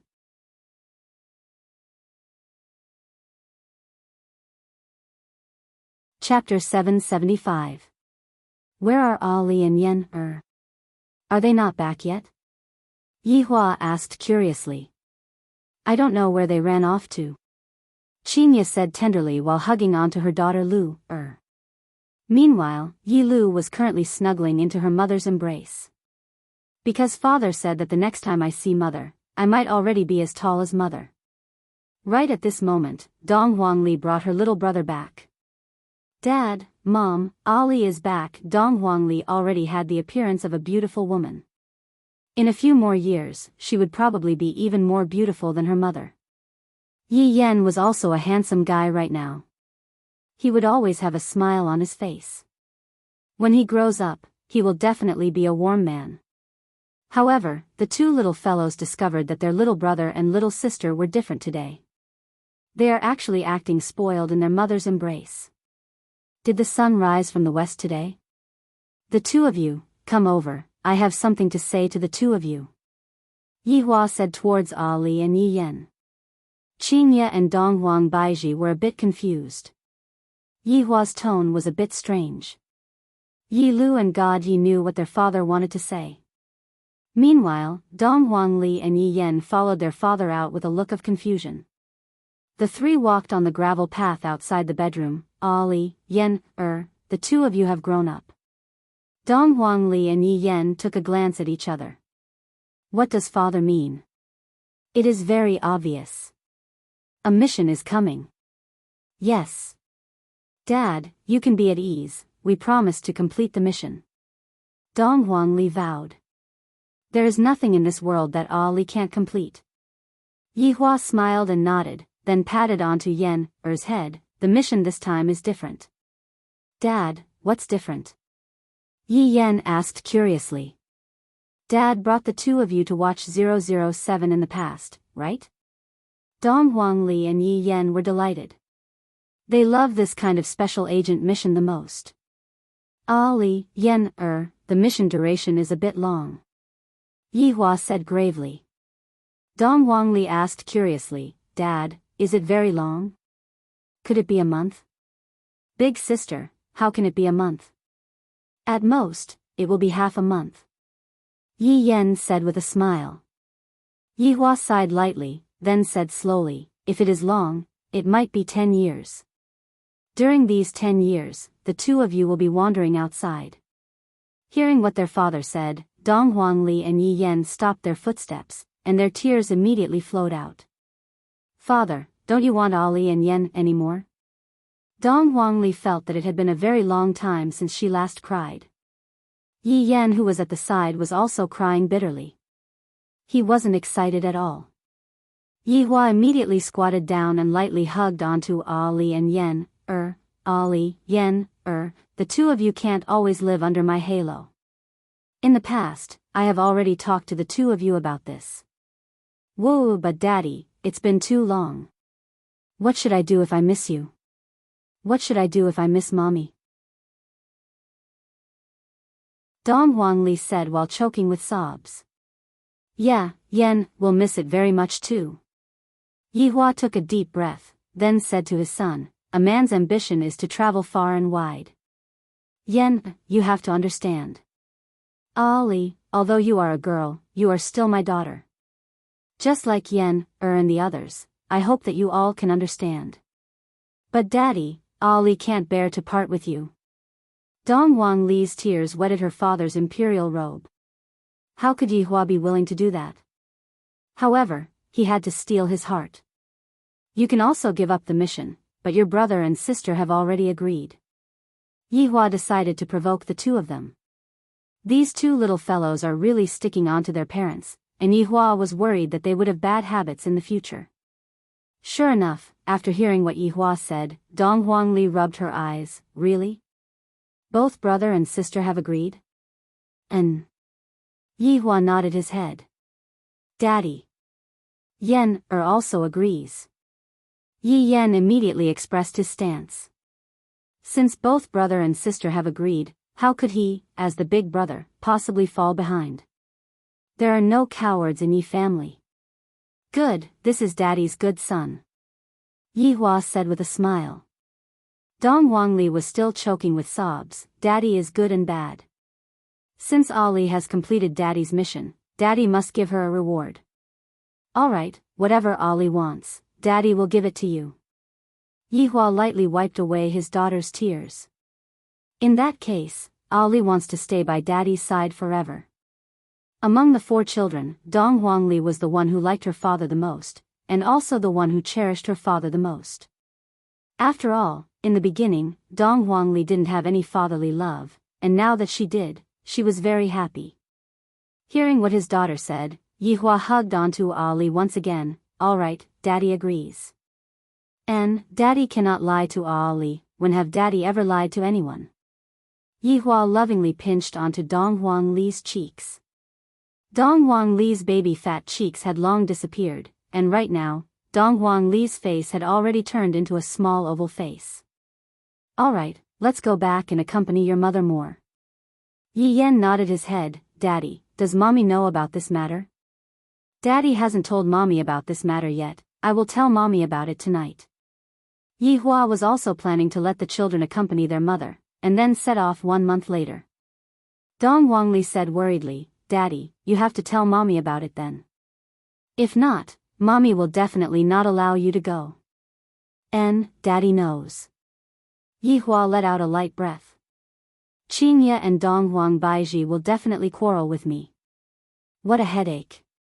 Dong Wang Baiji brought the two little fellows into the bedroom, and when Dong Wang Baiji saw that her daughter's eyes were red, she asked, Ali, why are you crying?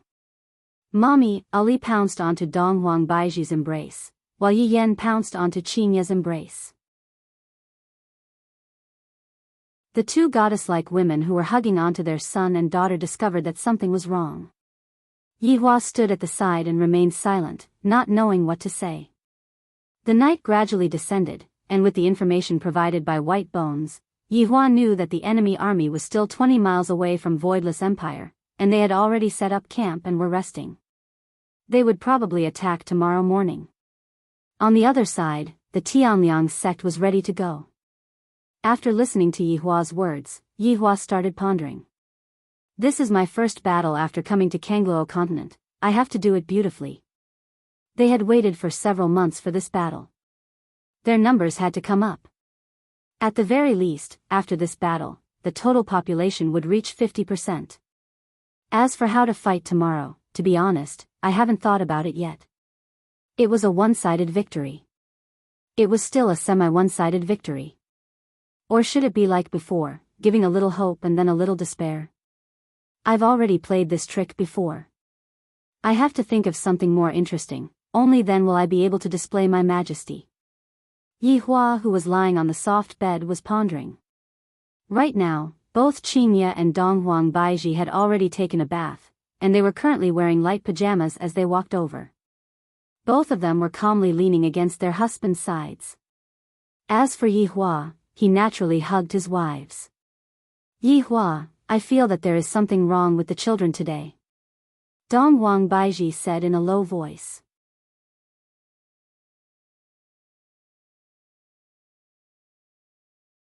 Chapter 776. Listening to the conversation between the two women in his embrace, Yihua felt that there was a need to talk to them. Because I plan to send them out, Yihua said faintly. Qinya and Donghuang Baiji clearly did not understand what Yihua meant. Give it away? Where are we going? Qinya asked puzzledly. Yihua lightly caressed onto Qinya's cheek, a very far away place. Donghuang Baiji immediately sat up and asked sternly, Yihua, what is the meaning of this? In the past, I have also told you all that my child is different from others. From a young age, he has to learn to be independent. Now, it is about time for him to do so. Hearing what Yihua said, the two wives looked at their husbands blankly.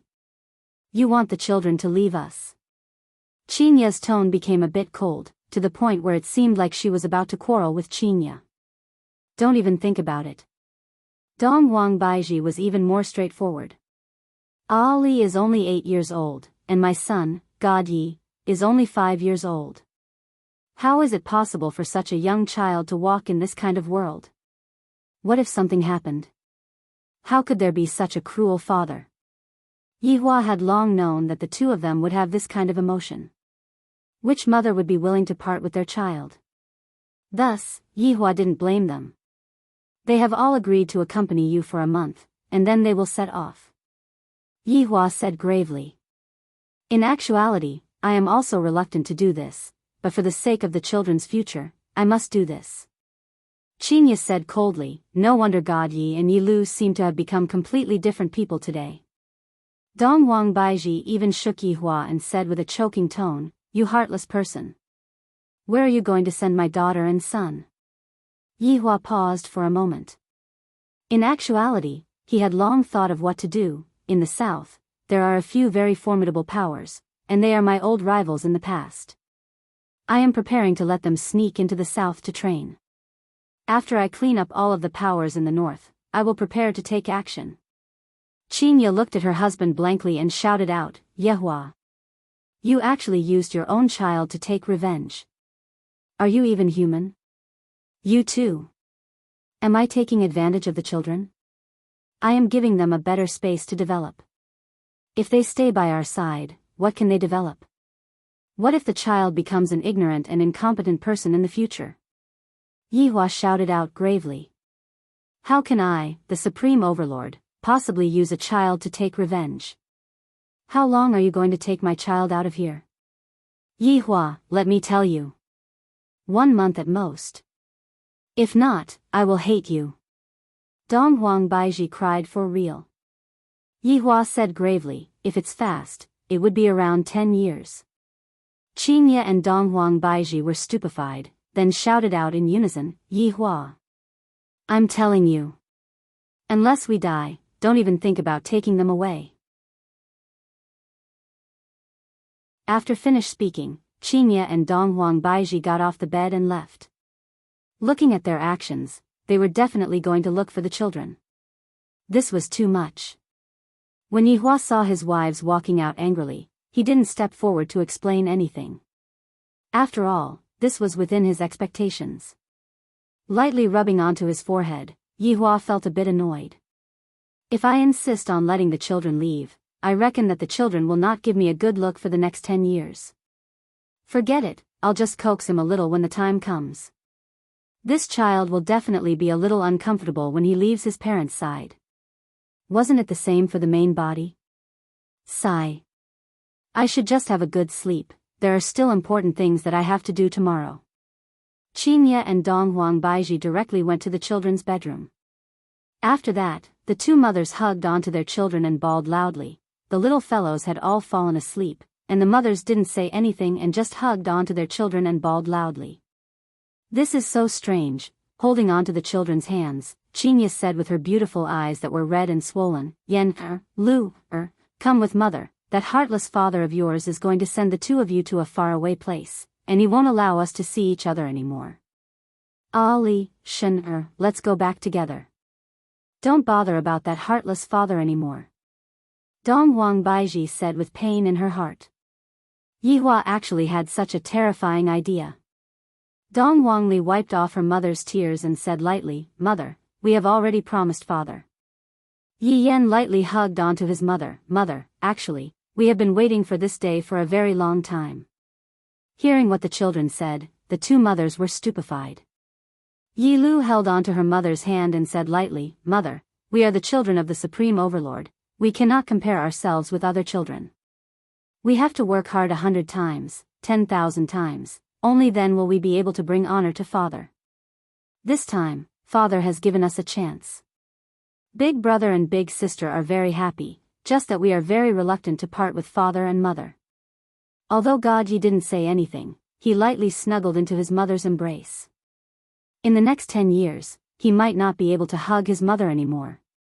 After Chinya and Dong Huang Baiji heard what Yihua said, they were certain that Yihua had brainwashed the children. For the entire night, Dong Huang Baiji had been persuading the children not to go, and in the end, the children were all unwilling to go. This caused Chinya and Dong Huang Baiji to become even angrier. I don't know how Yihua managed to make the children so unswervingly loyal to him. On this night, the two mothers accompanied the children to sleep, while Yihua was thinking about how he should deal with the matter that was in front of him. In actuality, there were still two people who didn't sleep, and they were Mu Ran and Sun Konghong. Mu Ran sat in the pavilion outside and looked at the full moon in the night sky while pondering about a problem. Meanwhile, Sun Konghong stood at the side and carefully protected Mu Ran. After all, his honor's order cannot be forgotten. Mu Ran knew that Sun Konghong was standing right beside her. Although Mu Ran didn't say anything, Mu Ran was still surrounded by a sense of security. As long as Sun Konghong was by her side, Mu Ran wouldn't be afraid of anything. The night gradually faded, and the sky gradually turned bright. Today was the day that Wushu Empire would become famous. Commoners were already appearing on the streets one after another. However, they discovered that the city gate was actually not open today, and there were even rows of guards standing below the city wall, seemingly waiting for something. Everyone was curious. What is going to happen? The number of guards on the city wall had doubled compared to before. Furthermore, some of the patrolling guards were asking all of the commoners to go back to their houses. Could it be that a war is going to start? Right now, all of the commoners were starting to worry. If Wushu Empire loses, then the beautiful life that we have right now would be destroyed once again. I hope that Wushu Empire doesn't lose. Right now, Wushu Empire had finished all of their preparations, and right now, all that was left was to wait for the enemy to come. Right now, Yihua was wearing a yellow gown. Forget about the crown, Yihua feels that it doesn't look good on me. I might as well put on some hair wax. However, Yihua didn't summon his subordinates like how he usually did. There is no need to make such a big deal out of a small matter like this. Low-key, Yihua didn't go and look for his subordinates, and instead went to look for Mu Ran. His meaning was very clear, he wanted Mu Ran to follow him to take a look. Upon hearing that, Mu Ran became joyous. I think that the emperor wants me to go and explain things to the emperor. Is Yihua like this?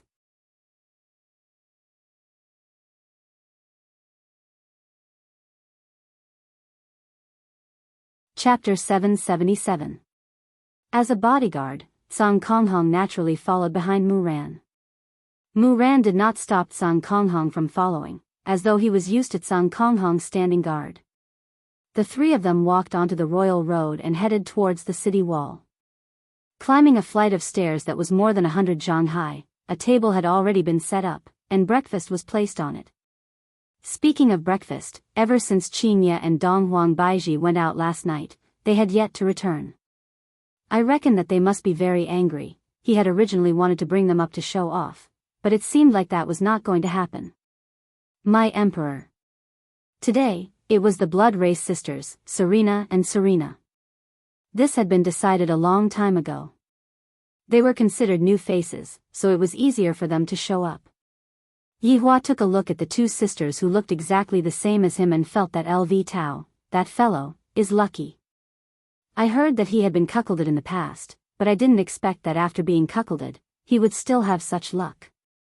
Looking at this pair of twins, every detail was exactly the same. It was really hard to tell who was the older sister and who was the younger sister. Today, they even wore a sexy red maid outfit. Interesting. Actually, LV Liang was often confused as well. Even though they had been together for so long, her younger sister, Serena, was much more mischievous. However, as long as she put on an act, she would be exactly the same as her older sister. She would often get one wrong, but it was precisely this feeling that made her feel good. You guys will never understand how great it is to be the subordinate of a supreme being. Not only is this boss valiant, he also knows how to find wives for his subordinates. Where else can you find such a good boss? There isn't one in this entire world. Yihua slowly sat on the chair. Serena respectfully poured fine wine for Yihua, and her big sister Serena was at the side arranging the tableware. Mu Ran stood at the side, looking at the endless snow. Reporting to my emperor. We'll be there in an hour. White Bone's voice suddenly resounded in the air. This gave Mu Ran a fright. She didn't know where this person was talking to. Just how many powerful subordinates did the emperor have? Got it. This subordinate will take his leave. Yihua looked at the delicacies in front of him. All of them were made by the blood demon. Right now, these delicacies are becoming more and more in line with my taste. Especially this jianbing fruit. The taste is exactly the same as the jianbing fruit, and the jianbing fruit has a bit of warmth to it. This blood demon sure knows how to make me happy. Mu Ran, sit. Yihua said faintly. I wouldn't dare. If I tell you to sit, then sit. Do you really have to make this empress unhappy? Yihua said in a low voice. The matters at home are already vexing enough, and today, I finally have a chance to change my mood. Mu Ran muttered in her heart as she slowly sat down beside him. Eat. Yihua said indifferently, then picked up a pancake that had eggs and ham added on. He took a big bite. How fragrant. Mu Ran also picked one up and handed it to Blue Sky Red. Yihua and the Blood Tribe sisters naturally saw this action of hers. TSK, TSK, TSK. It seemed that Mu Ran had taken it to heart. However, Tsang Kong Hong was still in a daze. He was so stupid that he could die. Mu Ran lightly took a bite, and felt that this strange food was indeed delicious. I really want to ask how this food is made, and in the future, I can also make it for her. Thinking of this, Mu Ran shook her head. How could she think like this? Mu Ran, when they come later on, what are you going to do? Yihua finished off Mu Ran in 1 or 2 moves, then leaned on the throne and asked casually. Mu Ran paused and said, Your Majesty, please believe in Mu Ran. All right, this empress will believe you this once. But what if they insisted on attacking? You think you can stop an army of 300,000? Or is it safer for me to keep you here? Mu Ran remained silent after hearing what the emperor said. What the emperor said is right. If I am here, they might not make a move, but if I am outside, they will be able to make a move without any restraints. Yihua looked at Mu Ran and seemed to be a bit silent, then said faintly, I am naturally not afraid of them. It is fine for me to keep all of them here today. I want their blood to dye this snowfield red. What a magnificent scene that would be. After hearing what the emperor said, Mu Ran felt that the emperor was bragging. 300,000 people, how can you possibly stop them? Your Majesty, just let Mu Ran give it a try. Mu Ran will use my life as a guarantee. Yihua laughed. Mu Ran, are you saying that if I fail, your life will belong to me? That's right, Mu Ran will definitely be able to persuade them to retreat. All right. I will believe you this once, but Mu Ran, let me tell you this. If you fail, then don't blame me for being ruthless. These 300,000 people cannot be returned. Yihua said coldly, and a surge of killing intent immediately erupted out from his body. Mu Ran said respectfully, Mu Ran understands. Just that, Mu Ran didn't take Yihua's last few sentences to heart. I thought that it was the emperor's joke, and I can only rely on myself to convince them. Suddenly, black dots appeared on the snowfield that stretched as far as the eye could see. Looking at these black dots, Yihua was a bit excited. They are finally here. That's right, the people who are coming are from Guda Principality. The fourth prince, Feng Yun, was riding his horse at the front, and his expression was a bit astonished. Not only Feng Yun, Ding Wenba and Xia Yu who were at the side were the same as well.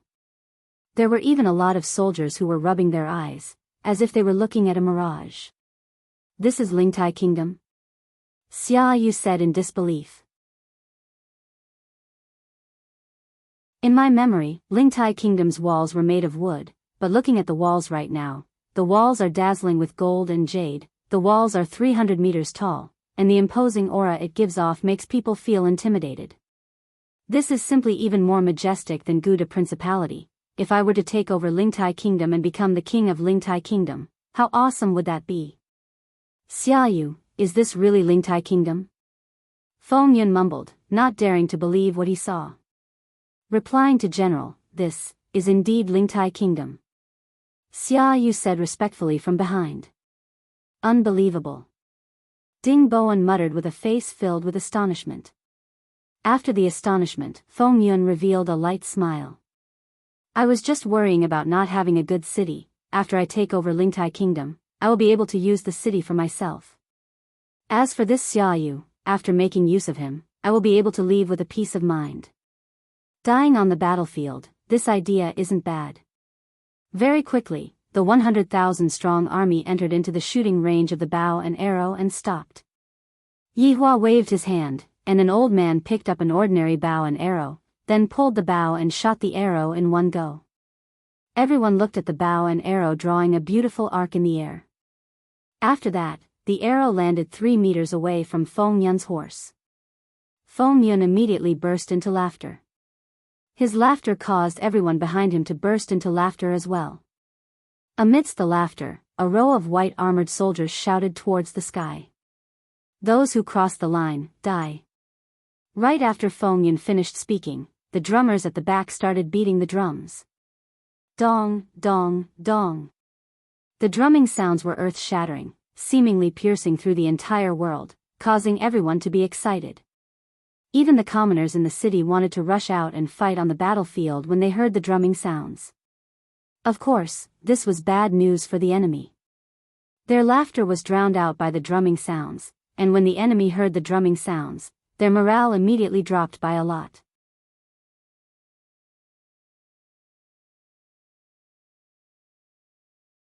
Chapter 778. Just as Feng Yun was scolding himself for not bringing a band with him, a black sound suddenly rang out. The sound was so loud that it actually overpowered the sound of the drums. Yihua stood up with a smile on his face. Battleship. This is a bit interesting. I haven't seen this thing for a long time, I really miss it a bit. Mu Ran, who was at the side, also looked towards the sky with a taut face. The people from Tianliang's sect are here. Feng Yun raised his head and stared at the dark sky, his brows slightly wrinkled. This seems to be the sound of the battleship's horn. General. This should be the people from Tianliang sect. Ding Wenba, who was at the back, reminded softly. Feng Yun really didn't expect that the people from Tianliang sect would also want to get a share of the loot. Right now, I am still relatively weak, I cannot let Wuliang's sect discover anything. But to Xia Yu, the more people the better, this way, it will be more stable. Suddenly, 10 enormous battleships surged down from the clouds. As if they had broken through the clouds, they brought along traces of clouds and mist. This kind of scene was very spectacular, and it was very ostentatious. The 10 battleships were arranged neatly, just like an enormous tortoise shell in the sky. The flag of Wuliang's sect was hung on the poles, and there seemed to be a lot of people standing on the deck. They were densely packed. At the start, these people were very excited, but after seeing the scene, they became astonished. From the sky, one could have a good view of Wushu Empire. The first feeling. The second feeling. The second feeling. The big. The third feeling. The long. Is this Wushu Empire? Is this still an empire?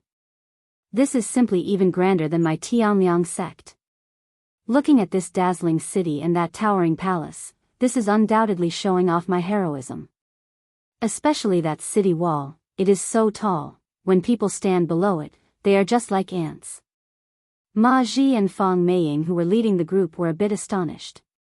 Hearing Yunting say it was one thing, but seeing it for themselves was another thing. At the start, they even felt that Yunting was exaggerating a bit, but looking at it now, they realized that Yunting was not exaggerating at all. Furthermore, Yunting even said it tactfully, fearing that he would hurt Tianliang sect's morale. Elder Fang, this Wushu Empire is not ordinary. Ma Ji lightly stroked his beard and said faintly while staring at the man who was wearing an emperor robe on the city wall.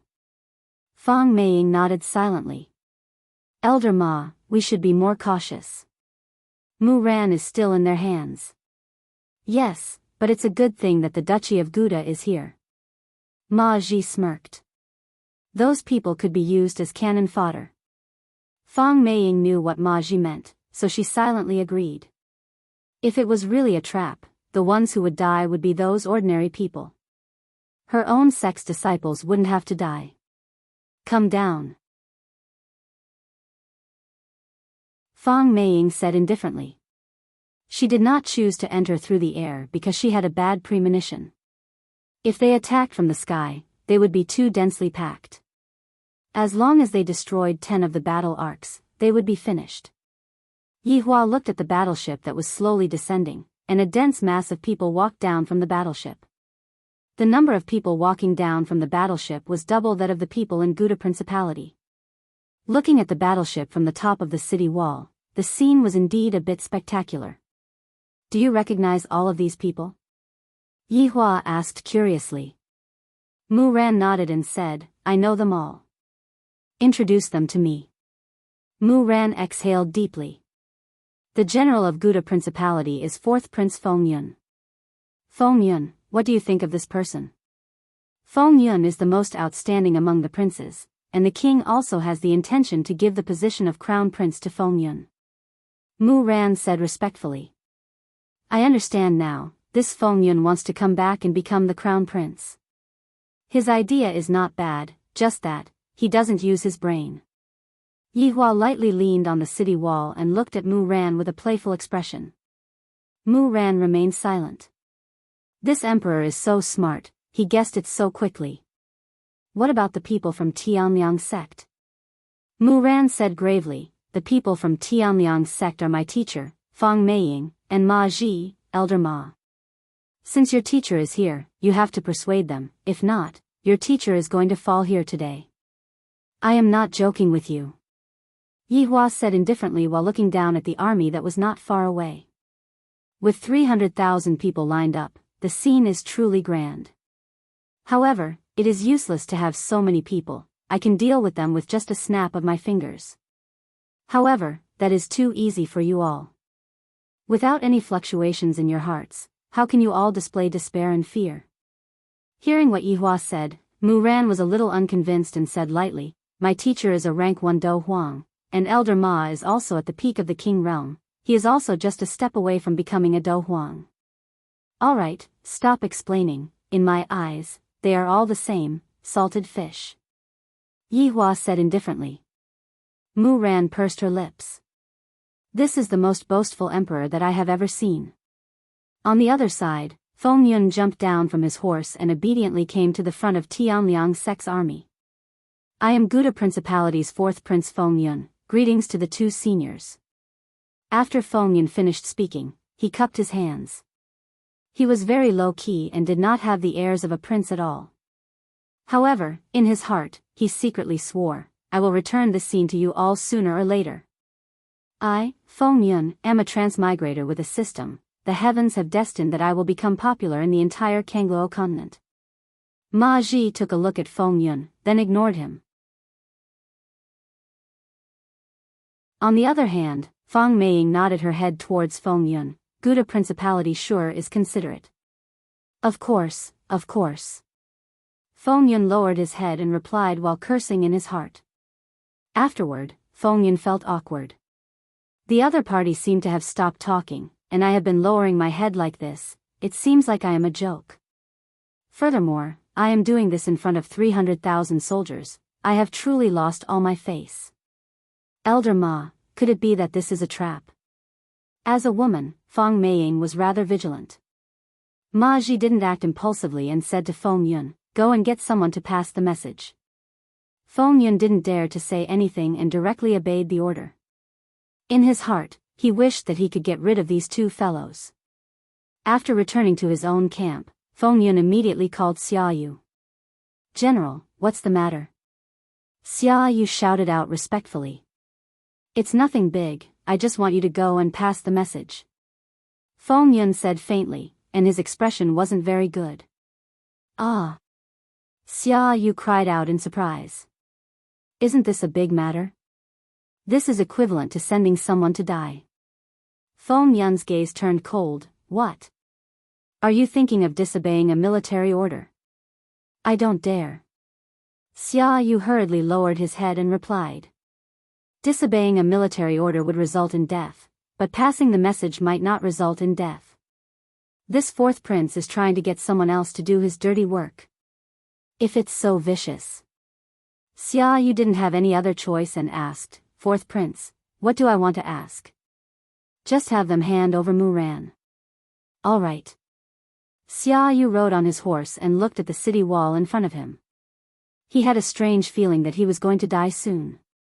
Also, that arrow, just now, it said that those who pass the arrow will die. I wonder if that is true or not.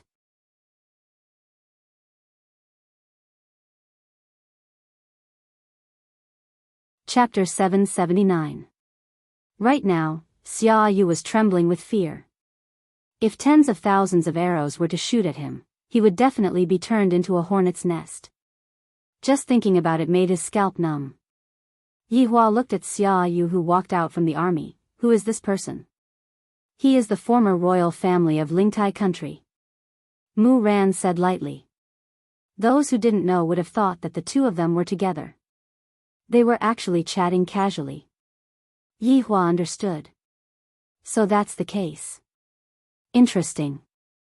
Yihua waved his hand towards Serena, who was behind him. The latter ignored him and immediately started making arrangements. Xia Yu rode his horse and arrived at the center of the city. The cold wind caused his arms to become stiff. He could only look up at the 300 tall city wall.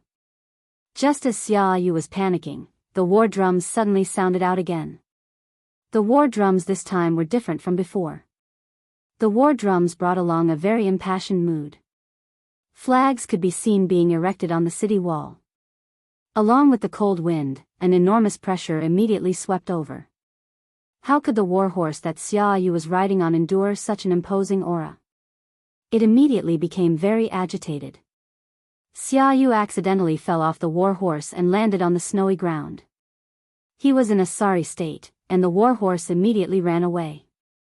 Seeing this scene, Yihua revealed a smile of disdain. Truly a little weak, unable to be brought onto the stage. Xia Yu, who landed on the snowy ground, was very embarrassed. His originally pale face had now become red. Right now, I can only walk up. With heavy footsteps, Xia Yu gradually walked to the city gate and discovered a problem. Even if I shout till my throat breaks, the people on the city gate won't be able to hear me. Just as Xia Yu was thinking of a way, the huge city gate actually slowly opened. This caused Xia Yu to unconsciously take a step back. The battle is imminent, and they actually opened the city gate. What is the meaning of this? Right now, Ma Ji and Feng Meiying were also very puzzled. They didn't understand the other party's intention. This is too careless, isn't it? Everyone looked at the city gate, seemingly wanting to see who would appear. However, everyone was about to be disappointed. the person that appeared was not a human, it was a husky. Sending out a dog. Is this a mockery from Wushu Empire? The 300,000 troops were burning with rage. This is a blatant mockery. To send out a dog to negotiate, this is too much. Mu Ran also saw that Yun Lang had walked out. She was puzzled. Yun Lang was looking down on the emperor. Why would the emperor do this? This would infuriate the other party. Even if she wanted to reconcile later, it would be impossible. Letting a dog out, His Majesty. Mu Ran couldn't help but ask curiously. Yi Hua took a look at Mu Ran, then said faintly, "This is already thinking very highly of them." Mu Ran did not speak. She was thinking about what she was going to say later.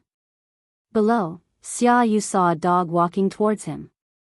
That silver fur, those strange eyes, seemed to be revealing something. He couldn't move at all. What kind of dog was this? How could it have such an ability? Yun Lang circled around Xia Yu and sniffed the air out of conditioned reflex.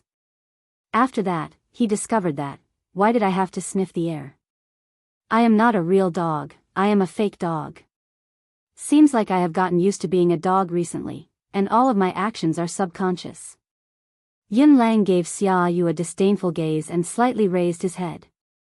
This was the contempt of a king. Suppressing the panic in his heart, Xia Yu yelled, "Let Mu Ran go. I'll spare your lives." Yi Hua was naturally able to hear Mu Ran's words and said with a smile, "This person's tone is rather big. What do you think, Mu Ran?" Mu Ran did not speak. She felt that she wasn't a hostage at all, but rather an accomplice. Yun Lang shook his head. "Seems like you can't do it, change to another one." In order to achieve fairness, Yun Lang took small steps and walked towards the 300,000 strong army, and his gaze emitted out a different kind of coldness. Death gaze. Xia Yu hurriedly turned around and ran. His words had also arrived. At this moment, the scene became strange. Yun Lang walked over with his head held high and chest puffed out, while Xia Yu was panicking and would even fall down from time to time. This made the 300,000 strong army blush with shame, and they wished that they could kill this fellow who lost his imposing manner. Look at other people's dogs, shouldn't you learn from their footwork? Just like that, I lost the first round. Humans can't be compared to dogs. Not long later, Yun Lang arrived in front of the 300,000 strong army, and as if he was inspecting his own army, it made everyone want to eat dog meat. After all, in this freezing weather, having a plate of dog meat should be very refreshing. This dog is a little strange. Ma Ji said gravely. Fang Meiying also felt it. Although she couldn't put her finger on it, but this dog was definitely not an ordinary dog. Yun Lang could be seen stopping in front of Fang Meiying, then turning around, he raised his leg and gestured, seemingly wanting Fang Meiying to follow him. "Don't go," Ma Ji said in a low voice. Fang Meiying paused for a moment. "Don't worry, nothing will happen." Towards this kind of dog, Fang Meiying was also very puzzled, but she didn't take action to kill it. If she took action just now, the situation should be even more joyous. If that was the case, Yun Lang would be able to have a full meal. Yun Lang walked at the front, and Fang Meiying followed behind unhurriedly. Fang Meiying appeared to be very confident. After all, she was the strongest out of everyone. Rank 1 Do Huang.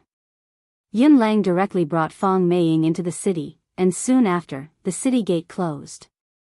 The 300,000 strong army was filled with admiration in their hearts. As expected of an elder of Tianliang's sect, just this kind of spirit, who can have it? Charging into a tiger's den alone. Awesome! When Mu Ran, who was on the city gate tower, saw that her master had entered, she became very excited, not knowing what the emperor was doing. Yi Hua asked indifferently, "You are going to meet with master soon, are you very happy?" "Your Majesty." "Just what are you trying to do?" Mu Ran completely didn't know, but at the same time, she really wanted to know. Yi Hua didn't speak and lightly leaned on the city wall, waiting for Fang Meiying to come up. Fang Meiying, who was following behind Yun Lang, was also very puzzled. This dog seems to be bringing me to meet the emperor. Could it be that he isn't afraid that I will directly kill the emperor? Or could it be that he isn't afraid at all? Should I make a move and kill the emperor later on? I have to think about it now. The city gate tower that was 300 meters tall wasn't that easy to climb. After quite a while, Yun Lang brought Fong Meiying to the top of the city wall.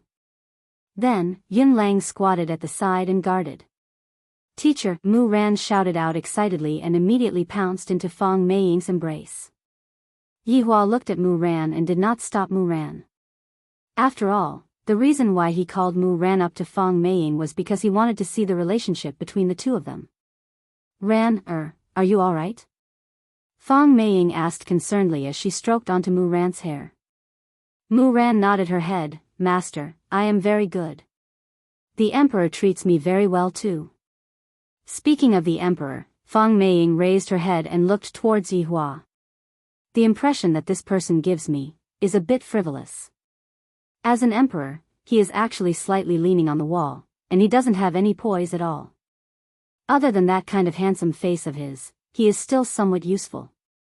Also, the two women that are at the side, their attire is so revealing. With just a look, they are definitely not good people."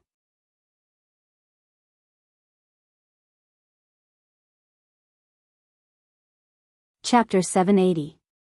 Should he just kill him now? No. He was an elder of the Wuliang sect. If he were to kill him in this situation, he would definitely be laughed at. After all, the emperor had invited him here, and if he were to kill him, it would be very shameful. After all, the other party looked very weak. Fong Meiying stood in front of Mu Ran and looked at Yihua vigilantly. Yihua said faintly, "Don't be nervous, I won't harm you." Fong Meiying was speechless. "I'm considering whether or not I should hurt you. But you said you wouldn't hurt me. Where did your confidence come from?" "Teacher, nothing will happen," Mu Ran said. Mu Ran seemed to have a lot of trust in Yihua. When Fong Meiying heard Ran's words, she immediately felt that something was wrong. Why was Ran speaking up for the other party? Was he under some kind of spell? Fong Meiying quickly held Mu Ran's hand and checked her physical condition. Yihua did not stop them and waited quietly. "Master, I'm fine."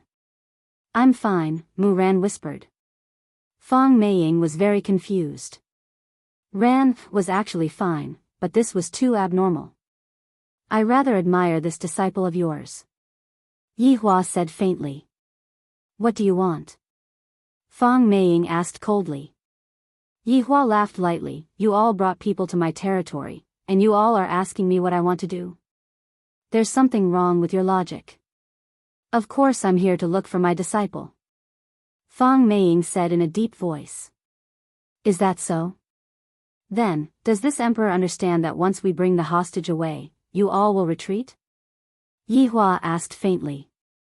Fong Meiying frowned slightly and did not reply. At this time, Mu Ran hurriedly advised, "Master, the emperor has already promised to let me go. Don't attack." "That's right. Mu Ran is right. After all, these are 300,000 lives. Although it looks good to dye the snow red, it's too cruel." Mu Ran was speechless and hurriedly explained, "Master, His Majesty didn't mean that."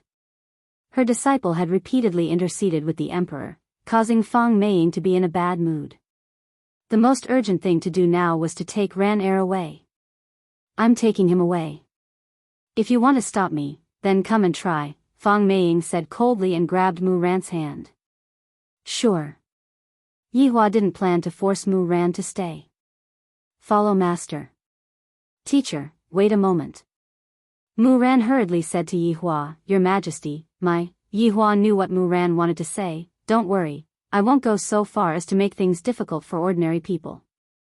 Mu Ran nodded, looked at Sun Kong Hong behind her, and reached out to hold her hand. This action made Fong Meiying's face sink. This strong man was wearing an iron mask. What was his relationship with Mu Ran? Thousands of curses floated out from Sun Kong Hong's heart. This Mu Ran actually grabbed my hand in front of so many people.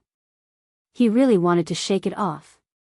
But his honor has given me an order, I can't shake him off, master. He saved me twice, Mu Ran explained.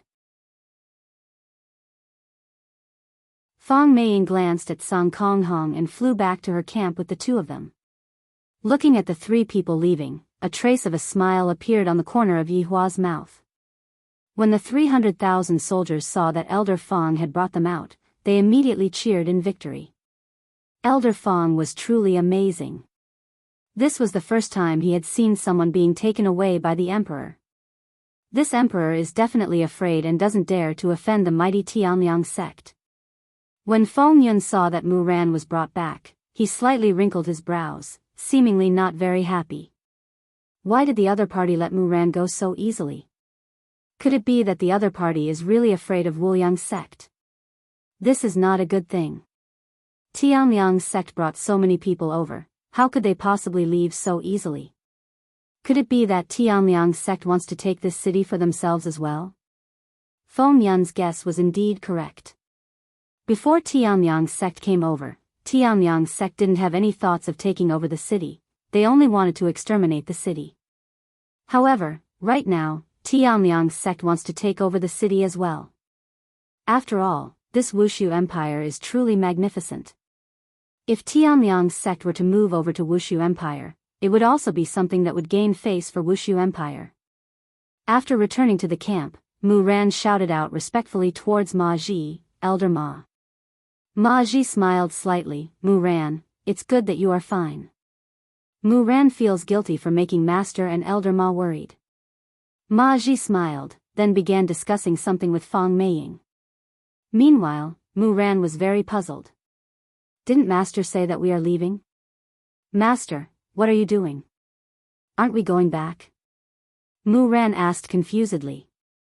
Fang Meiying looked at her disciple and said gravely, Mu Ran, do you know how your senior brother died? Mu Ran nodded her head and said in a low voice, Mu Ran heard about it. Senior brother trespassed into Wushu Empire's airspace and was killed. However, senior sister is fine. Hearing what Mu Ran said, Fang Meiying and Ma Ji were a bit stupefied. Are you blaming your senior brother for trespassing into someone else's territory? Mu Ran.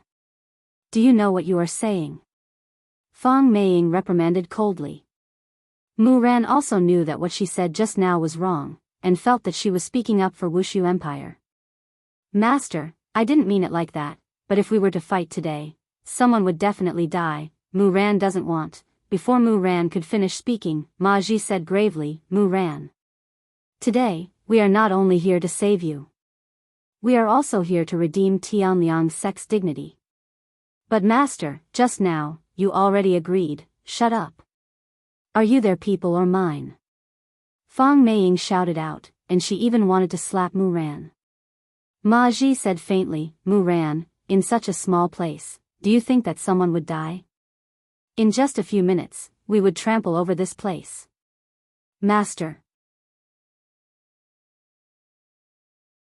But just now, you clearly promised the emperor that you would. Slap. Fang Meiying still couldn't help but slap Mu Ran. Song Konghong, who was standing at the side, moved slightly, but in the end, she still stopped and didn't make a move. I am here to protect Mu Ran. Meanwhile, Mu Ran held onto her face and looked at Master in disbelief. This is the first time that Master has slapped me. Mu Ran. Look at your position clearly before talking to Master. Fang Meiying shouted out. Mu Ran became silent. I finally know why that emperor said that. What he said is right, even if I come out, they still wouldn't leave, because I am just an excuse for them to mobilize their troops. Yihua, who was standing on the city wall, saw everything. Little Mu Ran, you are really pitiful, you got slapped by Master, right? You really don't know how to look at the situation, I still need to learn more. Seeing that it was about time, Yihua slowly walked down the stairs. Within the army, Feng Yun stood respectfully in front of Fang Meiying and Ma Ji. In his heart, Feng Yun was scolding Fang Meiying for being so shameless, to actually want to let our own people become cannon fodder, but right now, other than agreeing to it, I don't have any other choice. Mu Ran, who was standing at the side, didn't have any other choice. This magnificent Wushu Empire is going to be occupied. I can't let them retreat and deceive the emperor. If I am still in his hands, it might be a bit better.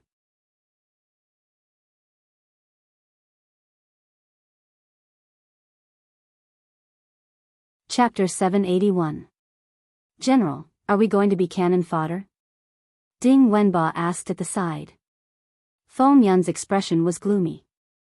If I wait until I become stronger, the first one I will destroy will be Tianliang's sect.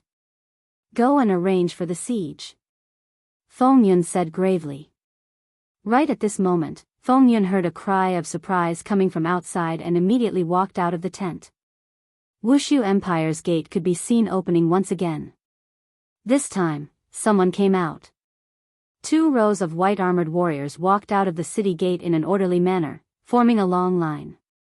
Suddenly, a golden carpet was laid out from the city, and it just so happened to be in the middle of the white-armored warriors, giving off the feeling of a nouveau riche.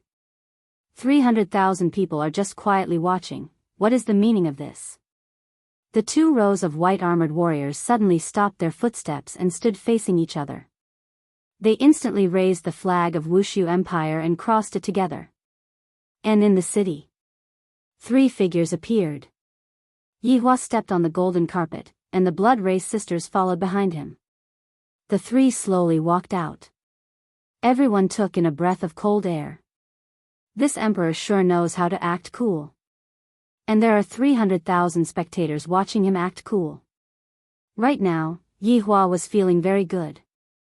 Although there wasn't any big scene, this kind of low-profile acting cool still felt very good. After walking to the end of the golden carpet, Yihua stopped his footsteps.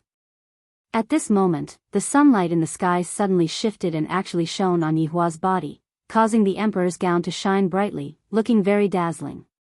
This added a different kind of acting cool. 300,000 people looked at this emperor, and their minds were all stupefied. This is the first time, this is really the first time, Yihua, who was standing below the flag, said to the 300,000 people, "Heavens! If you all retreat, I will let bygones be bygones, but if you all continue to persist in going about things the wrong way, this snowy land will be the best place for you all to return to." I never lie. Everyone immediately became silent. You are King bragging, right? We haven't even seen the regular army, and you still dare to say that you are going to destroy us. This emperor not only knows how to act cool, he also knows how to brag. Later on, I will let you see what is called awesome. Yihua turned around and walked into the city with a smile of disdain on the corner of his mouth. Actually, I can choose not to come out, but I like to be benevolent, so I will still give them a way out. As for their choice, it is unknown. Yihua didn't continue going up the city gate and returned to the palace. I will leave this place to the Blood Race sisters, it is more than enough. After all, in this kind of small situation, the Supreme Overlord had already given a lot of face by coming forward to say a few words. When the 300,000 people realized that the emperor did not go up to the tower to observe, they all laughed.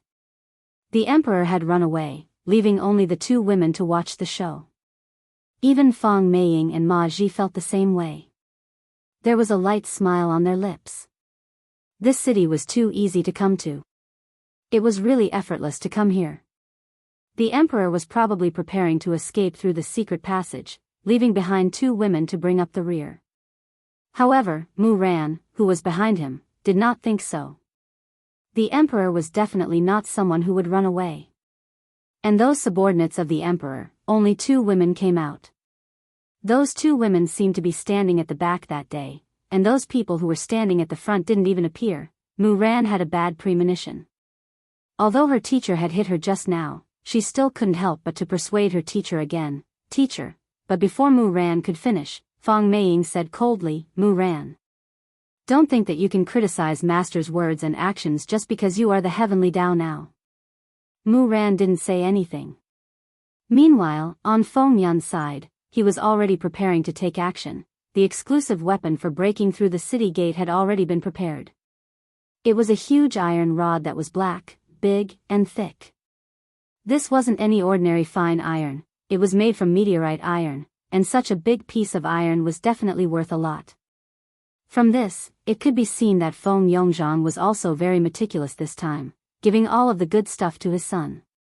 However, Feng Yun was rather smart. He only sent 50,000 soldiers to take the lead and charge at the city gate, and the black rod that was being carried by the wheels of the carriage followed along as well. Kill!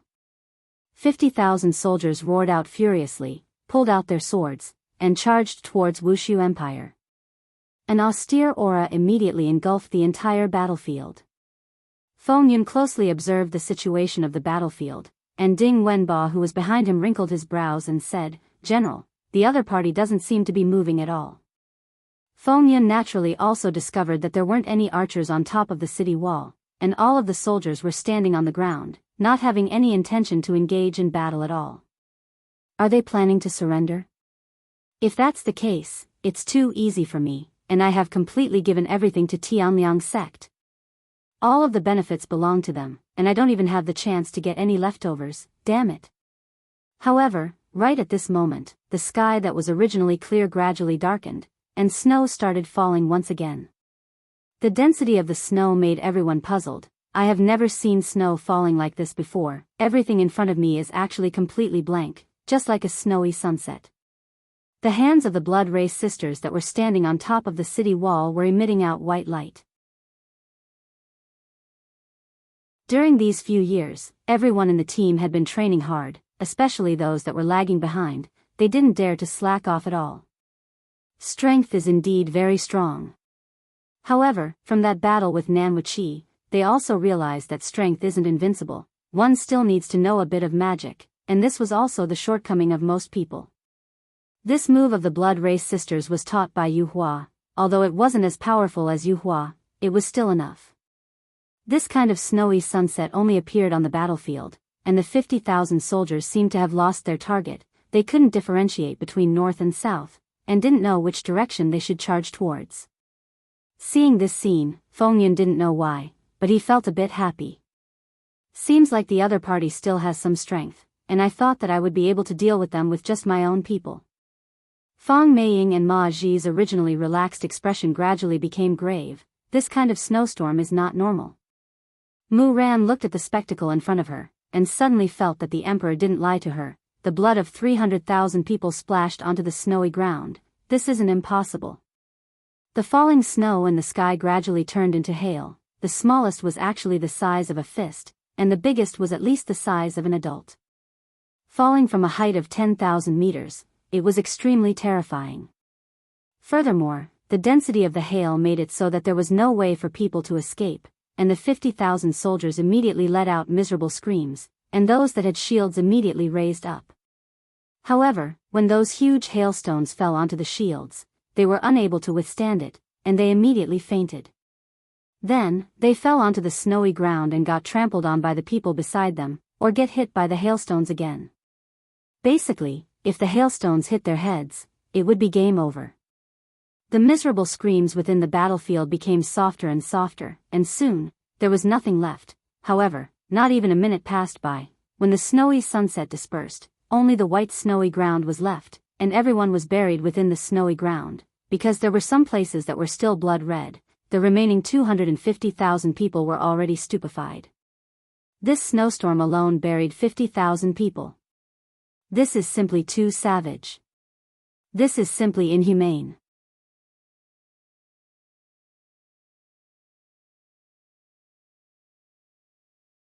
Chapter 782. That beautiful face was filled with bloodlust, and her eyes were gradually turning red. This was not a cry, but a sign unique to the Blood Clan.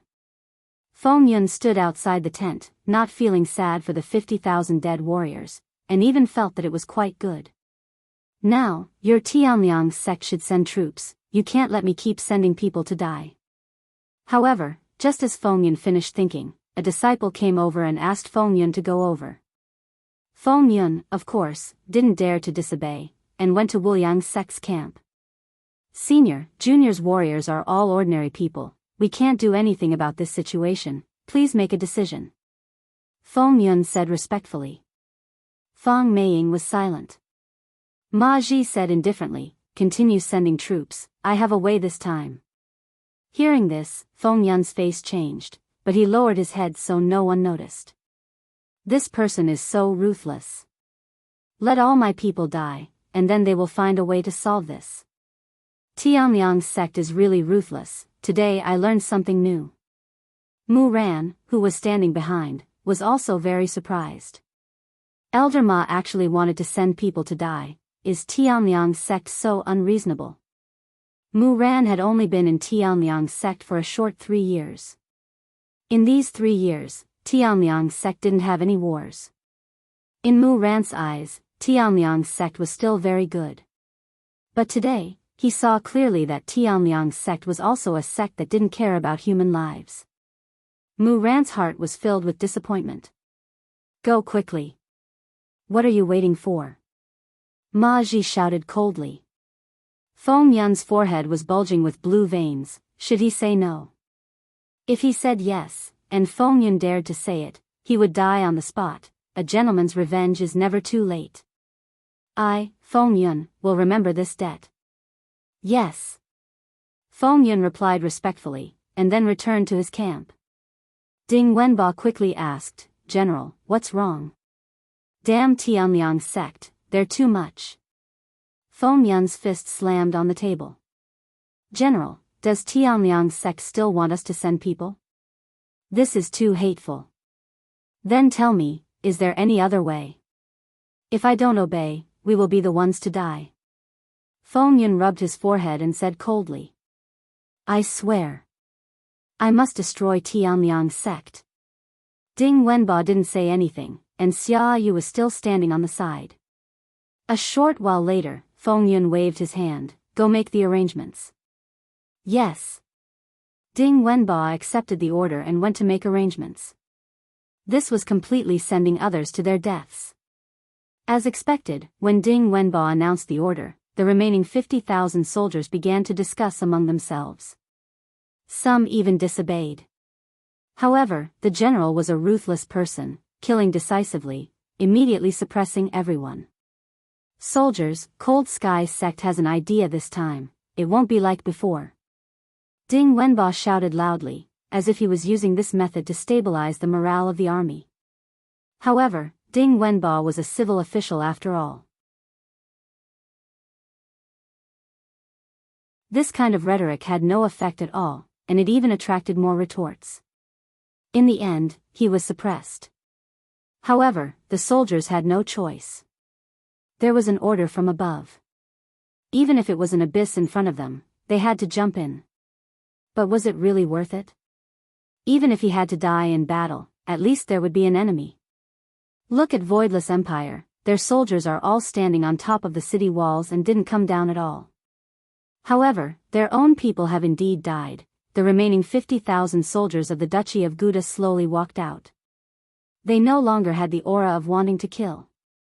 Every step they took was very careful. Snow began to fall from the dark sky once again, and the scene was exactly the same as before. This caused the 50,000 soldiers to be terrified to the extreme. In an instant, they began to run in disorder. Hailstones had already formed above the clouds, and as long as the hailstones descend, these 50,000 soldiers would fall once again. Solidify.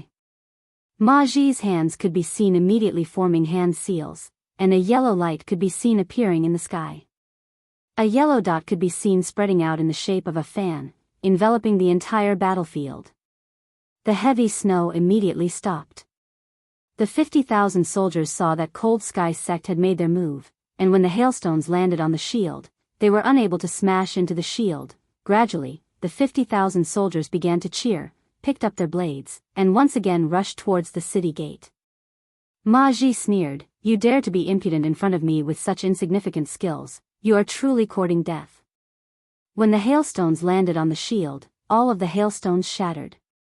The hailstones were unable to pierce through the shield at all, and the shield protected the 50,000 soldiers below. Just when those 50,000 soldiers were feeling happy, the hailstones in the sky gradually changed. Just like daggers, the hailstones descended from the sky with cold glints. The degree of density of the hailstones caused people to feel numb, especially for people who had trypophobia, they would feel numb. Countless ice blades forcefully stabbed into the shield, but they were unable to pierce into the shield. Ma Ji was in the middle of releasing the ice blades, and he was continuously strengthening the shield, and cold sweat could be seen appearing on his forehead. Right at this moment, an extremely large ice blade appeared in the sky. Compared to the other small ice blades, those are all ants. This is what Big Brother is. The extremely large ice blade that brought along a cold glint pressed straight towards the shield. Even Fong Meiying was dumbfounded for a moment. What kind of spell is this? It is so powerful. The extremely large ice blade pierced through the shield without any difficulty, and Ma Ji couldn't help but spurt out a mouthful of blood, suffering from the backlash. The extremely large ice blade that landed on the ground was like a small mountain, and in an instant, quite a number of people were crushed to death. Without the protection of the shield, those countless small ice blades that landed on the ground were densely packed, and no one was able to escape from this kind of attack. This was the legendary knife of the underworld. In an instant, all 50,000 soldiers fell onto the ground, and warm blood sprayed onto the snowy ground, forming a magnificent picture. Just like what Yihua said, this snowy ground would be dyed with the blood of 300,000 soldiers. Seeing this scene, Feng Yun found it hard to believe. It's over. This is the first time I went out to battle, and my entire army was wiped out. How am I going to explain this to my father when I return? I am completely unable to explain this to my father. Furthermore, if my father emperor were to know about this, he would definitely be angered to death. Because this is a battle that paved the way for me. It is all this damned Tianliang sect's fault. Why don't all of you go and die? Elder Fong, are you all right? Fong Meiying, who was at the side, asked gravely. I'm all right, I was careless. Ma Ji said coldly. Just now, I also made a fool out of myself, and I actually vomited blood. If this were to be spread back to the sect, wouldn't I become a laughing stock? Fong Meiying said faintly, those 100,000 soldiers did not die in vain, I have a way to deal with them. When Mu Ran heard what her master said, her heart skipped a beat. To actually say that those 100,000 soldiers died in vain, I feel that my master has become a stranger in front of me. Following Fong Meiying's command, the 100,000 soldiers of Tianliang's sect walked out. This was 100,000 doja. Their strength cannot be underestimated, and they are truly terrifying. And Fong Meiying already has a way to break the enemy's technique. The 100,000 disciples of Tianliang's sect shouted out, and all of them started their charging mode, and Fong Meiying had already started his preparations. However, this time, there was no snowstorm. This made Fong Meiying very puzzled, and the 100,000 disciples that were present were all puzzled.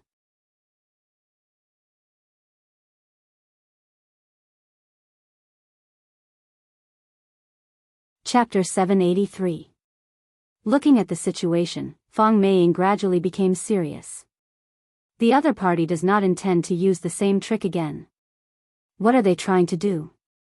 The 100,000 people at the scene looked at the surroundings vigilantly. The snow on the ground moved faster and faster, to the point that it even swept up the corpses that were just killed. The strange scene made everyone's heart turn cold. Seeing this scene, Feng Yun's back turned cold. Just when did Wushu Empire appear? Just what is going to happen? Seeing this scene, Mu Ran became even more certain of the emperor's words. If they don't leave, everyone will die here. Suddenly, Mu Ran thought of something. No wonder the emperor handed me over so easily, because he has the confidence to capture me back and let me see everyone's face. What kind of person was this emperor? Why was his mind so meticulous? Every step seemed to be within his calculations. So terrifying. Elder Fong, this Wushu Empire is a bit strange. Right now, Ma Ji was a bit worried as well. He discovered that things aren't as simple as he thought. Fong Meiying's expression was grave as she turned her head and asked Mu Ran, you have stayed here for a period of time, just how strong is this Wushu Empire? No matter what, Fong Meiying was her teacher. Mu Ran said respectfully, teacher, disciple does not know how strong they are. This Wushu Empire doesn't have any officials, other than the emperor and the two empresses. There are still 20+ subordinates, and the two people who are standing on the city wall are precisely one of those subordinates. Hearing Mu Ran's words, Fang Meiying and Ma Ji became even more grave. Just a moment ago, they were still laughing at the emperor for running away and leaving behind two women. It seems like the emperor didn't even bother to continue watching and left behind two women to clean up. Just as the two were guessing, a terrifying thing happened at the scene. The snow on the ground quickly moved and formed into 5 snowballs that were 300 meters tall. That was about the same height as the city wall. However, the 5 snowballs actually stretched out their legs, hands, and even their heads. Adding on the legs and heads, the height had already surpassed the city wall, and the 100,000 disciples on the ground were just like ants. What was terrifying was that on the bodies of the 5 snowmen, all of them were people who had just died, and they were all embedded in the bodies of the snowmen. Half of the faces were smashed off, and the snowmen even used 100 human heads as their eyes, causing people to tremble in fear. What kind of monster is this? Ma Ji raised his head and looked at the enormous snowmen and muttered. Fang Meiying didn't know what to say. Her eyes were filled with horror. Mu Ran was also dumbfounded and in disbelief. Beside her, Sun Konghong was very calm. If Yu Hua was here, it would be even more spectacular. At that time, it would not be 5, but 50. However, now that he thought of moonlight, Sun Konghong felt very calm. This made Sun Konghong a little puzzled. When Feng Yun saw this scene, his intestines turned green with regret. Were they paving the way for him, or were they using him to pave the way? This kind of snowman, just one of them would be enough to destroy Gouda Principality, let alone 5 of them right now. Damn it, you immortals are fighting, why do you have to call a mortal like me? Shameless. Shameless. The ones who were most afraid were the 100,000 disciples on the battlefield. They had all forgotten to run, and their faces were filled with despair. No one knew who gave the order to run, but everyone followed. The 5 snowmen didn't do anything else. They just lifted their feet and stomped down. 5 loud sounds rang out across the world, causing the ground to tremble. Even those in Wushu Empire could feel it. It was unknown how many people would die from the stomp of those enormous feet. All of the disciples rolled and crawled as they ran. They didn't have any desire to fight at all. Meanwhile, the 100,000 disciples who were standing and watching the battle felt their bodies go numb. With 5 stomps, at least a few thousand would die, and with a few more stomps, all of them would definitely die. Ma Ji and Fang Meiying took a look at each other, then released all of their duki and condensed into swords in their hands. Immediately, they attacked towards the snowmen. If the two of them didn't make a move now, it would be impossible to save the situation. The 5 snowmen continued to stomp, and the disciples on the ground fled in panic. I don't want to die. Isn't Tianliang's sect the strongest sect in northern Liang? Why is there an existence that is even more powerful than Tianliang's sect? Don't step on it. No matter how these disciples ran, they couldn't outrun the stomping of the snowmen. The 5 snowmen were just like stepping on ants, one stomp after another. In just a short while, almost all of the 100,000 disciples died on the spot. Sky Profound Sword Technique. Ma Ji shouted out furiously. His peak stage King Realm strength was unleashed with all his might. His body emitted a faint radiance, and the sword in his hand released a sword light that pressed straight towards the head of the snowman. Hua! The sword light easily penetrated the head of the snowman, but what were snowmen made of? They weren't living things, therefore, this kind of damage could be ignored. The head that was cut open actually gradually closed up, and then, as if nothing had happened, it continued to stomp. This. How is this possible? Ma Ji, who was holding the sword in his hand, muttered. However, just when Ma Ji was lost in thought, one of the snowmen actually didn't continue to step on the disciples, but instead, sneak attacked Ma Ji. Be careful. Fang Meiying shouted in a delicate voice. When Ma Ji reacted, it was already too late. The snowman's fist fiercely hit Ma Ji's body. Ma Ji's body smashed into the ground like a cannonball, creating a huge pit. The disciples were all stunned. This was Elder Fong, who was at the peak of King Realm. He was actually smashed into the ground by a snowman, and no one knew if he was dead or alive. What kind of strength did these 5 snowmen have? Why were there such monsters in this world? God, please come and take them in. Fong Meiying didn't hold back anymore. She instantly displayed the strength of a first-grade King Realm Do, and a terrifying Do Chi spread out. Illusion Breaker. Heaven Sword Art. The sword in Fong Meiying's hand flew towards the sky and released a dazzling light. A huge sword image appeared in the sky, and it carried along a terrifying destructive power. I will let you all experience what is called death. Fong Meiying shouted in a delicate voice. Her finger immediately pointed towards the city gate, seemingly wanting to use the sword to cut down the city gate of Wushu Empire. The huge sword image descended with a terrifying pressure. When the 5 snowmen saw this situation, they actually chose to stand under the huge sword and raise their hands. Those who didn't know might have thought that they were going to surrender.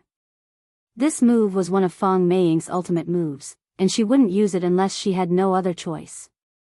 After all, this was a trump card. Bang! The huge sword image landed on the hands of the 5 snowmen and released a terrifying aura. This caused the disciples present to be dumbstruck. Is this the strength of a King Realm Do? This is completely not the same level as a King Realm Do. As expected of Elder Fong, she was able to suppress these 5 monsters by herself. Fong Yun was also dumbstruck. This Cold Sky sect is indeed very powerful, and this woman is also the same.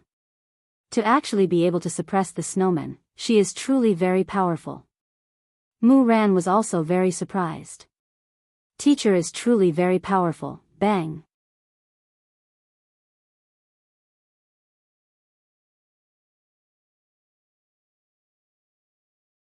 Chapter 784.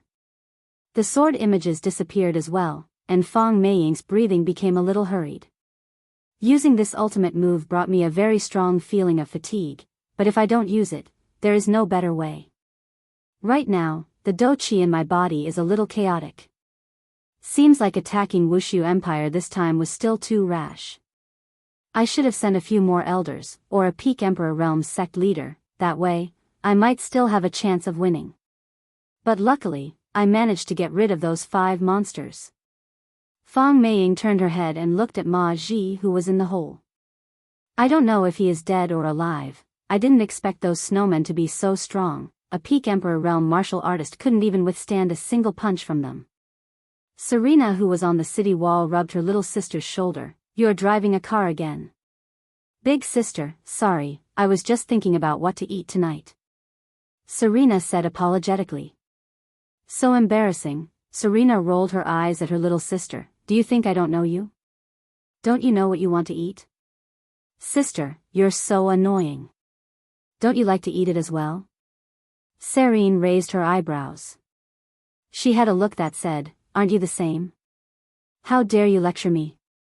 Concentrate, I am doing something. Serena nodded her head seriously. The 2 sisters started casting again. While Fong Meiying, who was in the sky, was thinking, a terrifying Do Chi fluctuation gathered below. Fong Meiying immediately retreated and looked at the pile of snow vigilantly. Everyone felt the terrifying aura that the pile of snow was emitting, and fear appeared in their eyes. Why did I have to come here? Isn't it better to stay in Tianliang sect and train? Why do I have to fight and kill? I hate fighting and killing. If these people had already attacked Wushu Empire, they would definitely not hate fighting and killing, and might even like fighting and killing. The pile of snow that had already collapsed once again fused together. Just now, there were 5 snowmen, but this time, there was only 1 snowman. The height of the snowman didn't change, but its body became more robust.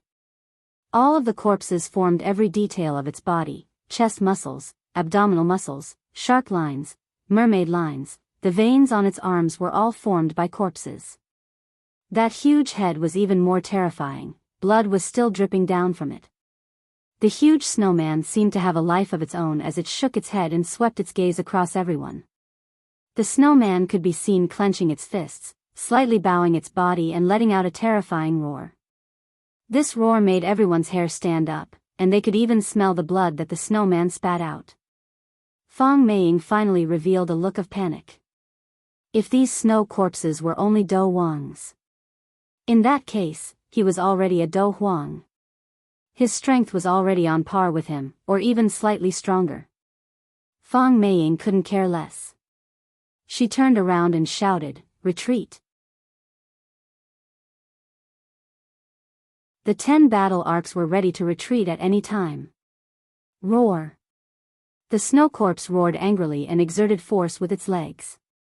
A powerful shockwave burst forth from the ground, and the snow corpse soared high into the air, leaping towards the battleship. The scene left everyone dumbfounded. The snow corpse was like a huge gorilla, using its terrifying jumping ability to draw a beautiful arc in the air.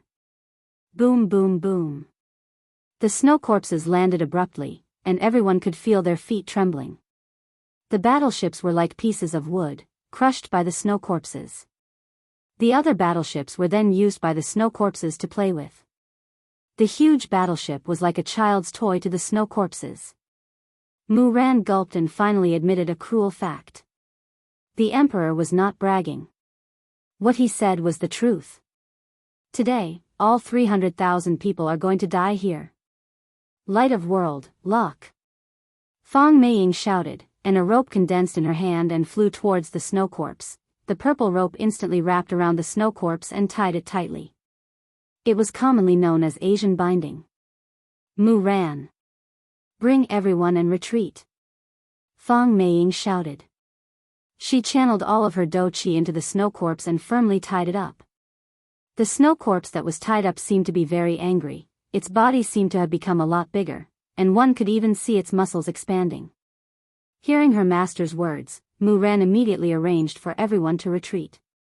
However, how are we going to retreat now? Turn around and run. 100,000 people turned around and ran. Feng Yun didn't have much time to think and immediately rode on his horse and ran. If I don't run now, then when will I run? It's normal for me to stay at home and develop my strength. Why did I have to come out?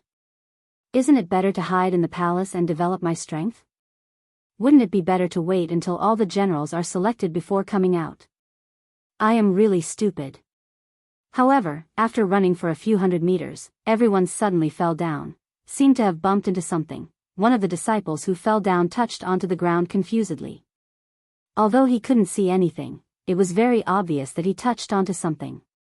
Some people began to beat onto the ground ferociously, but no matter what, it was useless. Despair, a deep despair spread out in everyone's heart. They were trying to exterminate everyone here.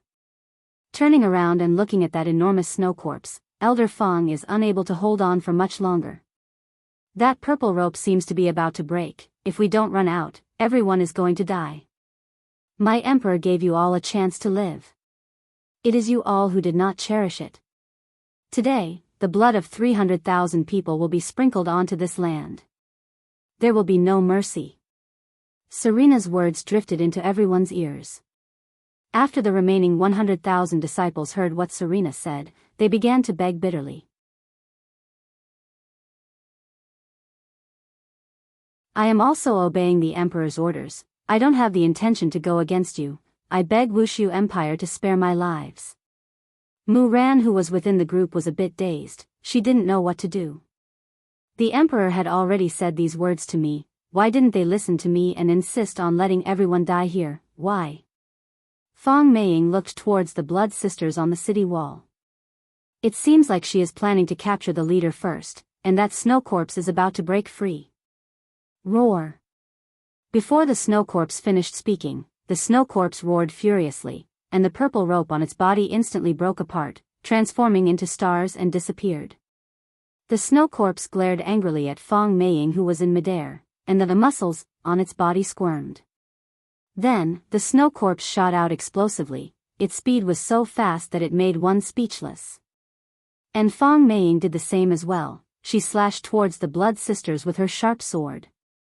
The blood sisters looked at Fong Meiying, who was attacking towards them. They did not take any defensive measures, seemingly intending to let Fang Meiyan kill them as she pleased. Fang Meiying was overjoyed in her heart. As long as I kill these two women, this snow corpse will disappear. These two demonesses, this elder is going to dismember the two of you into pieces. Fang Meiying's speed was indeed very fast, but the snow corpse wasn't slow either. Although its body was huge, its arms were extremely long. If not, why would others feel that it looked like a gorilla? Go and die. 10,000 spirit magic sword. Fang Meiying shouted out, and the long sword in her hand emitted out a golden brilliance. The little sister Serena said with a slight smile, "Be careful of your back." Fang Meiying's gaze sank, and a huge palm could be seen stretching over, then grabbing out. A terrifying sword aura erupted from the snow corpse's palm.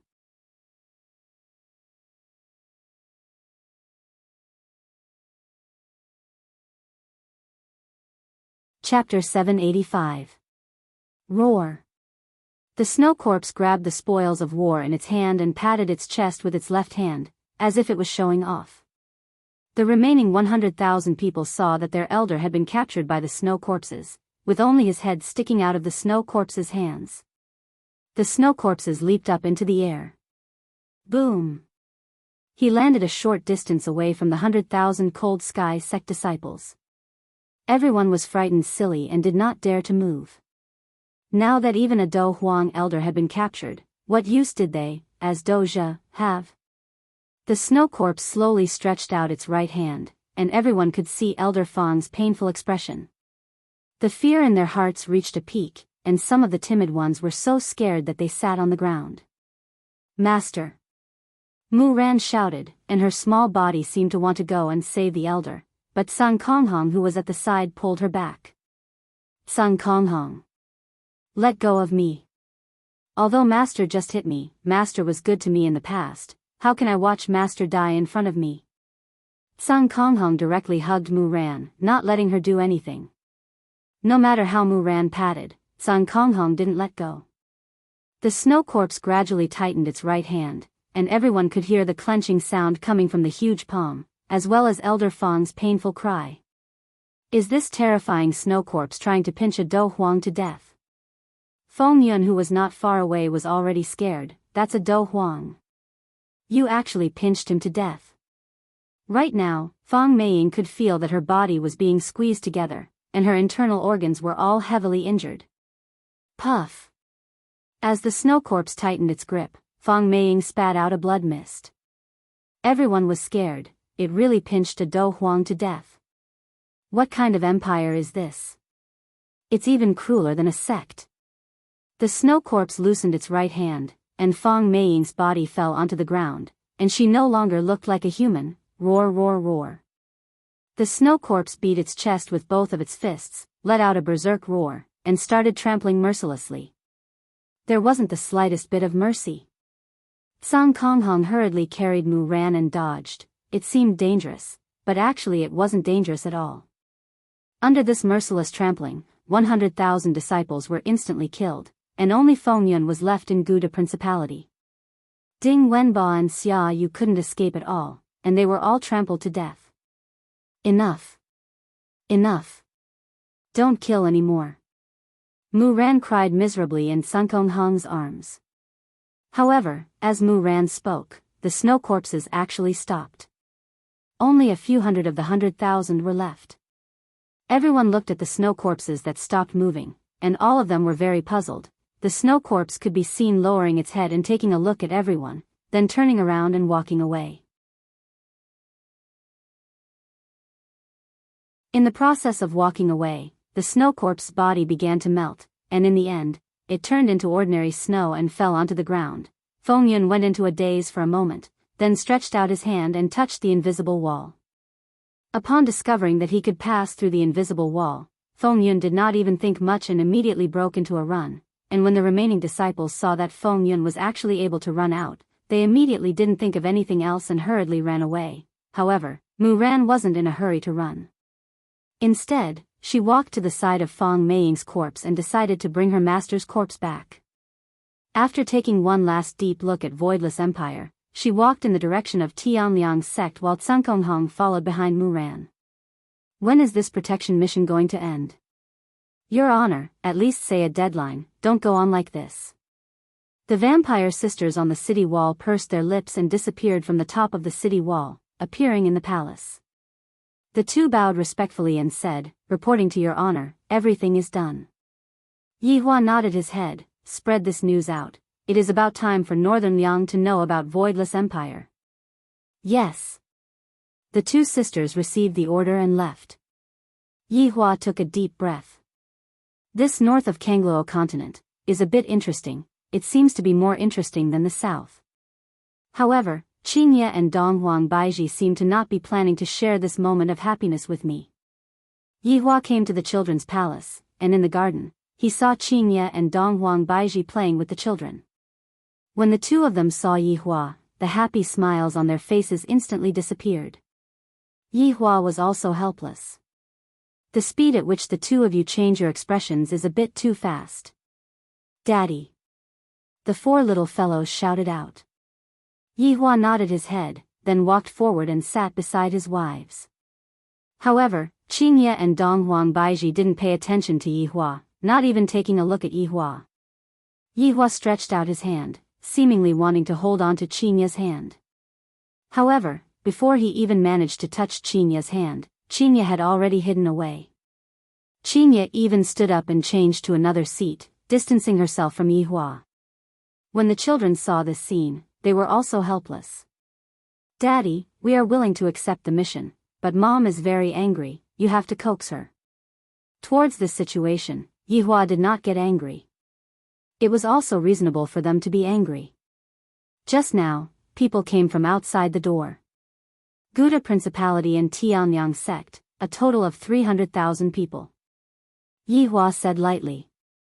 Seeing that his wives were not speaking, Yihua said faintly, I have already given them a chance, and Muran had also tried to persuade them, but they still chose death. Qingye and Donghuang Baiji did not have any reaction to what Yihua said. Yihua thought that they would blame him for being cruel, and didn't expect that they would be so calm. However, in Qingye and Donghuang Baiji's hearts, how is this considered cruel? Exiling our own children, that is cruel. This wife of mine has been not uttering a single word the entire time, and it is giving me a headache. Yihua feels that it is better for me to put down a bit of face. Wife, I'm hungry. Yihua said while looking at Qingye. His tone was a bit strange, and seemed to have a hint of acting coquettishly. Even a supreme overlord is able to act coquettishly? Oh my god, goosebumps are starting to appear all over Qingye's body. I remember that last time when Yihua also acted coquettishly, it was simply unbearable. Not only Qingye's entire body, Donghuang Baiji's entire body was the same. Even the children were the same as well. This was the first time they saw their father like this. He suddenly realized that although his father was strict, he was quite cute at times. Just like now, he was acting spoiled in front of his mother. Yihua gave Donghuang Li a look, and Donghuang Li immediately understood. Mom, Ali is hungry. Yi Yan could also understand his father's gaze. Mom, Yan, is also hungry, I want to eat Mom's cooking. It was useless for Yihua to beg bitterly. However, when it came to the children's request, the two mothers would definitely agree to it. Qingye and Donghuang Baiji walked over to the kitchen and started cooking. After the two mothers left, Donghuang Li said with a smile, Dad, didn't I say that Mom would definitely be angry? Daddy knows, so Daddy will coax your mommy. Don't worry. Yihua stroked onto Donghuang Li's face. Right now, Donghuang Li is becoming more and more beautiful. Donghuang Li is also enjoying her father's stroking. Dad, what are we going to do? Gadi suddenly asked curiously.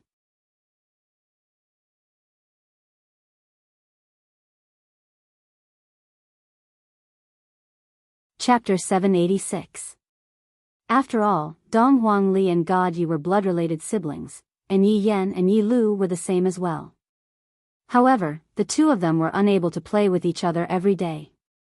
This time, by letting them form a team like this, it would also increase the bond between siblings. It could be seen that when Yihua decided to form a team like this, the children revealed a disappointed expression. Dong Huangli wanted to form a team with Yi Yan.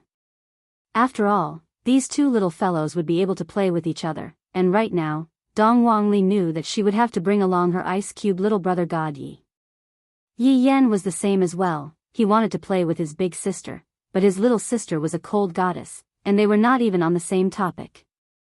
God Yi had the same thoughts as well. Big sister is too playful. It would be best for little sister Yi Lu to form a team with me. She can study martial techniques and also spar with me. Yihua naturally knew what the children were thinking, and thus, he said gravely, the matter of the teams has been decided, no one is allowed to go against it. Since their father had already said so, what else could the four little fellows do? They could only nod their heads and agree. Seeing that the children were obedient, Yihua felt happy. He walked towards the palace's kitchen and prepared to have a good talk with his wives. After their father left, the four little fellows sighed and laid on the stone table unhappily. Yihua arrived at the palace's kitchen. The equipment here was rather outdated, but it still had a unique flavor. The two empresses were currently cutting vegetables, and when they saw that their husbands had arrived, their expressions immediately turned ugly. Yihua let out a breath and said lightly, "Don't be angry, it will only happen once, it won't happen again in the future." After saying that, Yihua thought to himself, as long as it happens once, their hearts will be wild, and at that time, they will naturally want to develop even higher. This is all a trick. After hearing that, Qingye and Donghuang Baiji remained silent. Yihua walked to Qingye's back and hugged her from behind. Meanwhile, Qingye raised the kitchen knife and shouted out sternly, "Yihua, do you believe that I won't chop you in half?" "I don't believe you." Yihua tightly hugged onto Qingye's slender waist and said indifferently, "You? What exactly do you want?" Qingye said, "You two can be at ease, I won't let the children get hurt. They are also not going out alone, Ali will bring God Yi, and Yi Yan will bring Yi Lu. After all, they are blood-related siblings, but they have not played with each other for the past few years. Therefore, this time, they will be able to improve their relationship a bit, don't you two think?" Yihua used his own theory to persuade the children. Needless to say, it really worked.